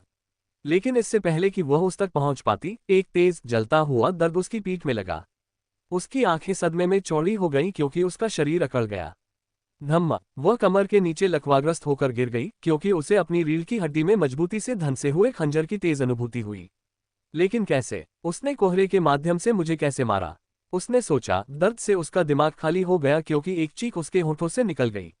वह निश्चित थी कि उसके गहरा कोहरा कौशल ने आयुष की दृष्टि को प्रभावी ढंग से अवरुद्ध कर दिया था, जिससे उसके लिए उसकी स्थिति का पता लगाना असंभव हो गया था। लेकिन उसने उसे कम करके आंका था। शुरू से ही उस पर संदेह होने के कारण आयुष ने उसकी नज़र और शारीरिक भाषा का बारीकी से पालन किया था। प्रियांक पर हमला करने से पहले ही उसके इरादों का अनुमान लगा लिया था। कोहरे के माध्यम से भी आयुष को एक मोटा विचार था कि वह कहाँ हो सकती है और उस दिशा में कुछ खंजर फेंके, जिसमें से दूसरा उसकी रीढ़ की हड्डी में अपना निशान ढूंढ पाया। अगर वह महिला की स्थिति में होता तो वह भी जीवित रहने की उम्मीद में प्रियांक को निशाना बनाने का चुनाव करता, और यह वही तर्क था जिसने उसे अब उसे गिराने में मदद की। महिला द्वारा बनाया गया गहरा कोहरा उसके अक्षम होने के बाद तेजी से छट गया, जिससे छत एक बार फिर पूरी तरह से दिखाई देने लगी। आयुष की पैनी आंखें तुरंत उसके विरोधी पर टिकीं, जो टूटे हुए कंक्रीट पर फैला हुआ पड़ा था, दर्द से तड़प रहा था। उसका चेहरा पीड़ा में मुड़ा हुआ था और उसके कांपते हाथों ने उसकी रीढ़ की हड्डी में धंसे हुए खंजर को कसकर पकड़ रखा था। उसने हताशा में उसे अपने शरीर से बाहर निकालने की कोशिश की, लेकिन जिस कोण पर वह फंसा हुआ था उसके लिए उसकी बाहों के लिए आवश्यक ताकत जुटाना असंभव था। आह, वह चिल्लाए, उसकी चीखें छत पर गूंज रही थीं और आयुष के तंत्रिकाओं को परेशान कर रही थीं। एक जलन उसके चेहरे पर आई क्योंकि तुरंत उसकी जान लेने की इच्छा उसके भीतर उमड़ पड़ी। लेकिन इससे पहले कि वह उस पर कार्य कर पाता, एक हल्की सी चमक ने उसका ध्यान खींचा। उसका टेलीपोर्टेशन क्रिस्टल। गिरने के दौरान क्रिस्टल उसकी पकड़ से फिसल गया था और कुछ फीट दूर लुढ़क गया था, बस उसकी पहुंच से बाहर। उस विवरण ने गतिशीलता को पूरी तरह से बदल दिया। वह अब खतरा नहीं थी, वह अब उसकी दया पर थी। कृपया मुझे मत मारो, वह सिसकी। उसकी आवाज कर्कश और कांप रही थी। उसकी चौड़ी, आतंक से भरी आंखें आयुष और प्रियांक के बीच भाग रही थीं। आयुष बिना हिले खड़ा रहा, उसका भाव अपठनीय था क्योंकि उसकी नजर प्रियांक की ओर गई। बिना बोले उसने सिर हिलाकर क्रिस्टल की ओर इशारा किया। उसे कुचल दो, उसने ठंडे ढंग से कहा। प्रियांक हिचकिचाया, उसका चेहरा पीला पड़ गया और उसकी हरकतें अनिश्चित थीं। महिला के पहले के हमले का सदमा अभी भी उस पर हावी था और उसकी विनती के भार ने उसे और हिचकिचाने पर मजबूर कर दिया। लेकिन आयुष के लहजे ने मोलभाव के लिए कोई जगह नहीं छोड़ी। करो, उसने भौंका। इस आदेश ने प्रियांक को उसके स्तूप से बाहर निकाल दिया। मुश्किल से घूंट निगलते हुए प्रियांक क्रिस्टल की ओर बढ़ा। उसने महिला पर आखिरी घबराई हुई नजर डाली, जो अभी भी अपनी जान की भीख मांग रही थी, इससे पहले कि उसने अपना बूट उठाया और उसे चमकते रत्न पर दे मारा। कड़ाड़, बल के नीचे क्रिस्टल टूट गया, जिससे एक उज्ज्वल, अंधा कर देने वाली रोशनी निकली जिसने क्षण भर के लिए छत को अपनी चपेट में ले लिया। महिला की चीखें अचानक कट गईं क्योंकि उसका शरीर झिलमिलाते कणों में घुल गया, एक पल में दृष्टि से गायब हो गया। और बस ऐसे ही इस जोड़ी ने एक और प्रतिद्वंद्वी को खत्म कर दिया था। एक पल के लिए हवा में चुप्पी छाई रही, जो केवल प्रियांक की थकी हुई सांसों की हल्की आवाज से टूटी। वह वहीं जम गया, उस जगह को घूर रहा था जहां कुछ पल पहले वह महिला थी। वह मुझ पर इतनी तेजी से आई थी, प्रियांक ने बुदबुदाया। उसकी आवाज मुश्किल से फुसफुसाहट से ऊपर थी, उसकी चौड़ी आंखें उसकी बेचैनी को धोखा दे रही थीं। आयुष ने हालांकि कुछ नहीं कहा। उसकी नजर क्षितिज पर टिकी रही, उसके हाथ में खंजर के चारों ओर उसकी उंगलियां सफेद पड़ गईं। एक बार फिर उसने अपने टेलीपोर्टेशन क्रिस्टल को नष्ट करके एक प्रतिद्वंद्वी के जीवन को बख्शने का विकल्प चुना था। और एक बार फिर इस कृत्य ने उसके मुंह में एक खट्टा स्वाद छोड़ दिया। मैंने उसे क्यों बख्शा, उसने सोचा। बेचैनी उसकी छाती में मचल रही थी, जैसे उसने अपने दांत पीसे। क्या वह मुझे बख्शती? जवाब स्पष्ट था, वह नहीं बख्शती। अगर उनकी स्थिति उल्टी होती तो वह बिना किसी हिचकिचाहट के उसे मार डालती। फिर भी, ये जानते हुए भी, उसने उस पर दया दिखाई थी। क्या यह उसके चारों ओर के हथियारों से अलग होने का एक सचेत प्रयास था, खुद को यह साबित करने के लिए कि वह उनके जैसा नहीं था? या ये सिर्फ मूर्खता का एक भोला कार्य था जो एक दिन उसे मार सकता था? उन्हें बख्शना जो मुझे नहीं बख्शेंगे, ये दया नहीं है, यह मूर्खता है, उसने कड़वाहट से सोचा। तर्क ने उसे बताया कि इस तरह के एक परीक्षण में दया का कोई स्थान नहीं था, क्योंकि केवल भोले भाले आदर्शवादी मूर्ख ही ऐसी जगह पर ऐसी धारणाओं से चिपके रहते थे जिसे क्रूरता को पुरस्कृत करने के लिए डिजाइन किया गया था। लेकिन जितना वह मानना चाहता था कि वह यहाँ के अन्य लोगों से अलग नहीं था, उसके भीतर कुछ इस विचार के खिलाफ विद्रोह कर रहा था। हर बार जब उसने किसी को बख्शा तो उसके शरीर ने शारीरिक बेचैनी की भावना के साथ प्रतिक्रिया की, जैसे कि निर्णय ही अप्राकृतिक था। क्या मैं सचमुच दूसरों से अलग हूँ, या मैं सिर्फ एक और हत्यारा हूँ जो कुछ ऐसा होने का नाटक कर रहा है जो मैं नहीं हूँ? सवाल मगराता रहा, भारी और अवांछित, जैसे आयुष ने अपना जबड़ा कस लिया और विचारों को किनारे कर दिया। मैं खुद पर शक करने का जोखिम नहीं उठा सकता। यहाँ नहीं, अभी नहीं। अभी के लिए तत्काल खतरे से निपटा जा चुका था और यही सबसे महत्वपूर्ण था। अपनी जगह पर वापस जाओ, आयुष ने तनावपूर्ण चुप्पी को तोड़ते हुए कहा। प्रियांक ने पलक झपकाई, उसका सम्मोहन टूट गया। हाँ जरूर, उसने लड़खड़ाते हुए कहा, अस्थिर कदमों के साथ सीढ़ी की ओर वापस चला गया। आयुष छत के किनारे के पास अपनी जगह पर लौट आया, उसकी पैनी आंखें आंदोलन के किसी भी संकेत के लिए अंधेरे क्षितिज को स्कैन कर रही थीं। महिला की चीखों और उनकी लड़ाई के हंगामे के बावजूद आयुष ने इस अंतिम चरण के बाकी बचे समय के लिए छत पर रहने का संकल्प लिया, क्योंकि एक उचित लड़ाई के बजाय महिला की चीखें एक तरफा यातना की तरह लग रही थीं, जो संभावित रूप से अन्य प्रतियोगियों को छत के पास आने से रोक सकती थी। यह एक जोखिम था, लेकिन परीक्षण में इतनी देर से फिर से हिलना भी एक जोखिम था और आयुष ऐसा जोखिम नहीं लेना चाहता था। 151 जोड़े बाकी। अंत करीब आ रहा था और काउंटर की हर टिक के साथ ये करीब आता गया। लेकिन जब तक ये नहीं आया, आयुष और प्रियांक को अत्यधिक सतर्क रहना पड़ा, क्योंकि परीक्षण अभी खत्म नहीं हुआ था। छत पर रहने का आयुष का दांव काम आया। परीक्षण के आखिरी आधे घंटे के लिए किसी ने भी छत पर कदम रखने की हिम्मत नहीं की, जिससे आयुष और प्रियांक को योग्यता के लिए एक मुफ्त सवारी मिली। चाहे वह डर के कारण हो, थकान के कारण, या बस इस तथ्य के कारण कि अधिकांश शेष प्रतियोगी अपनी खुद की लड़ाई में बहुत व्यस्त थे, छत अबाधित रही। 125 जोड़े बाकी। जैसे ही काउंटर पर संख्या 125 पर पहुंची, कारागार के मैदानों में एक जोरदार हॉर्न बज उठा, जो क्रूर योग्यता परीक्षण के अंत का संकेत था। हॉर्न की आवाज पर आयुष का दिल धड़क उठा। अचानक तेज शोर ने उसे चौंका दिया। हालांकि जैसे ही शुरुआती सदमा फीका पड़ा, राहत तेजी से उस पर छा गई। उसकी छाती से एक भारी बोझ उठ गया। उसने इसे बना लिया था। वह बच गया था। मैं सच में बच गया, उसने सोचा। यह एहसास एक सुखदायक मरहम की तरह उस पर छा गया। लेकिन जैसे ही राहत विचार को रास्ता दिया, एक और विचार सामने आया। अब क्या का सवाल। आयुष की नजर उसकी कमर पर बंधे काउंटर पर गिरी। उसके लालन कब 125 पर जमे हुए थे। संख्या ने उसकी सफलता, उसकी प्रगति का संकेत दिया। लेकिन उससे परे इसने कोई जवाब नहीं दिया। क्या मुझे आखिरकार उन जवाबों की तलाश मिलेगी जिनकी मैं तलाश कर रहा हूं? इस जगह के बारे में, खुद के बारे में, उसने सोचा। लेकिन इससे पहले कि वह इस विषय में गहराई से जा पाता, उसके विचारों को एक उत्साहित चीख ने बाधित कर दिया। हमने कर दिखाया, हमने सच में कर दिखाया, आयुष! प्रियांक चिल्लाया। उसकी आवाज अनियंत्रित खुशी से भरी हुई थी। इससे पहले कि आयुष प्रतिक्रिया कर पाता, प्रियांक एक उत्साहपूर्ण गले लगाने के लिए बाहें फैलाए उसकी ओर दौड़ा। नहीं, नहीं, हम अभी गले लगाने के चरण में नहीं हैं, आयुष ने मना किया। प्रियांक को गले लगाने से रोकने की कोशिश की, लेकिन मोटा व्यक्ति अविचलित लग रहा था। वह आयुष के विरोध के बावजूद आयुष की ओर चार्ज करता रहा, केवल टेलीपोर्टेशन क्रिस्टल के आखिरी सेकंड में जीवन में चमकने के लिए। उन दोनों को एक पल में कारागार की छत से बाहर टेलीपोर्ट कर दिया। जब टेलीपोर्टेशन क्रिस्टल की चमक कम हुई, तो आयुष ने खुद को एक अजीब, बांझ कमरे में खड़ा पाया। प्रियांक उससे कुछ फीट दूर बगल में था। अचानक टेलीपोर्टेशन से उत्पन्न भ्रम ने उसे गले लगाने की योजना पर आगे बढ़ने से रोक दिया था, क्योंकि उसने अपनी बाहें मोड़ी और सावधानी से नए परिवेश का अध्ययन किया जिसमें उसने खुद को पाया। नई जगह बहुत बड़ी थी। सफेद टाइलों का एक विशाल समुद्र, हर एक के केंद्र में एक ही कालावृत चिन्हित था। जैसे ही प्रियांक ने कमरे को स्कैन किया, वह कुल 125 टाइलों को गिनने में कामयाब रहा। हर एक में प्रतियोगियों का एक जोड़ा था, जो अचानक टेलीपोर्टेशन से उसके जितना ही भ्रमित लग रहा था। ये जगह क्या है? प्रियांक ने अपनी कनपटियां रगड़ते हुए बुदबुदाया। हर कोई बस क्यों खड़ा है? क्या हो रहा है? आयुष ने तुरंत जवाब नहीं दिया। उसका ध्यान उनके परिवेश पर टिका था। कमरा असामान्य रूप से खाली था। कोई दृश्यमान निकास नहीं। आगे क्या आने वाला है इसका कोई स्पष्ट संकेत नहीं। बस घिनौना सफेदी और अनिश्चितता का दमनकारी भार। आयुष! प्रियांक ने दबाव डाला। इस बार उसकी आवाज तेज थी, चिंता से भरी हुई थी। अब हमें क्या करना चाहिए?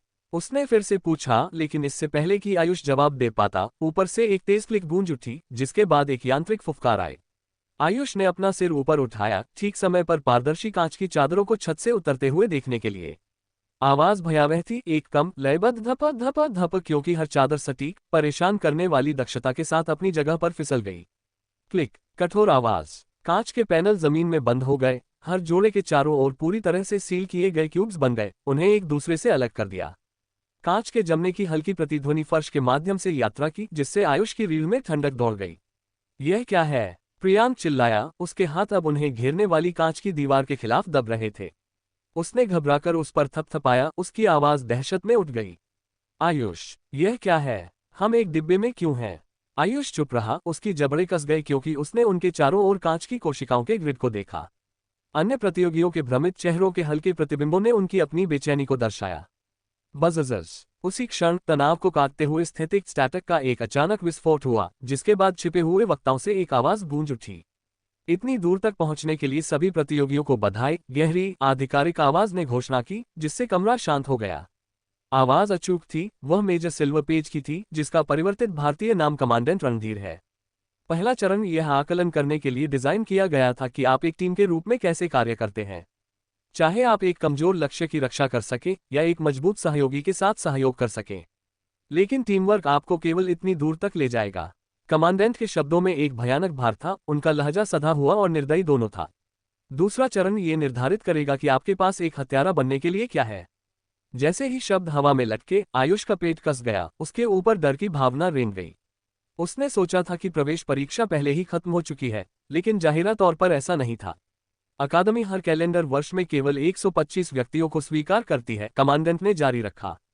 और हम अब उस परंपरा को तोड़ने वाले नहीं हैं। मेरे सामने खड़े 125 जोड़ों में से हर जोड़े से केवल एक उम्मीदवार को ही नामांकन की अनुमति दी जाएगी। अन्य 125 को अपना जीवन खोना होगा। एक सामूहिक हांफने की आवाज कमरे में गूंज उठी, जो कांच की दीवारों से दबी हुई थी। जबकि प्रियांक शीशे के फलक से लड़खड़ाकर पीछे हट गया, उसका चेहरा चादर की तरह पीला पड़ गया था। यह नहीं हो सकता, प्रियांक ने बुदबुदाया, उसकी आवाज टूट रही थी। वे गंभीर नहीं है ना? आयुष ने कुछ नहीं कहा, उसका ध्यान कमांडेंट की आवाज पर टिका रहा क्योंकि वह जारी रही। यह मौत की लड़ाई है, कमांडेंट ने घोषणा की, उनका लहजा ठंडा और अनम्य था। आपके पास 25 मिनट हैं। जीतने में विफल रहें और एक जोड़े में दोनों उम्मीदवार अयोग्य घोषित कर दिए जाएंगे। जीतें और आपको ब्रह्मांड के बेहतरीन हथियारों में से एक बनने का मौका मिलेगा। जैसे ही कमांडेंट की आवाज गायब हो गई, स्थितिक एक बार फिर चटक गया, पीछे केवल कमरे की दमनकारी चुप्पी छोड़ गया। प्रियांक आयुष की ओर मुड़ा, उसके हाथ कांप रहे थे। आयुष, हम क्या करें? उसने पूछा, उसकी आवाज मुश्किल से फुसफुसाहट से ऊपर थी। लेकिन आयुष ने जवाब नहीं दिया।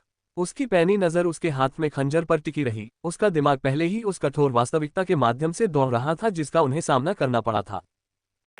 सब्सक्राइब करें एसपी नॉवलवर्स को और जुड़ जाए एक अलग कहानियों के सफ़र में।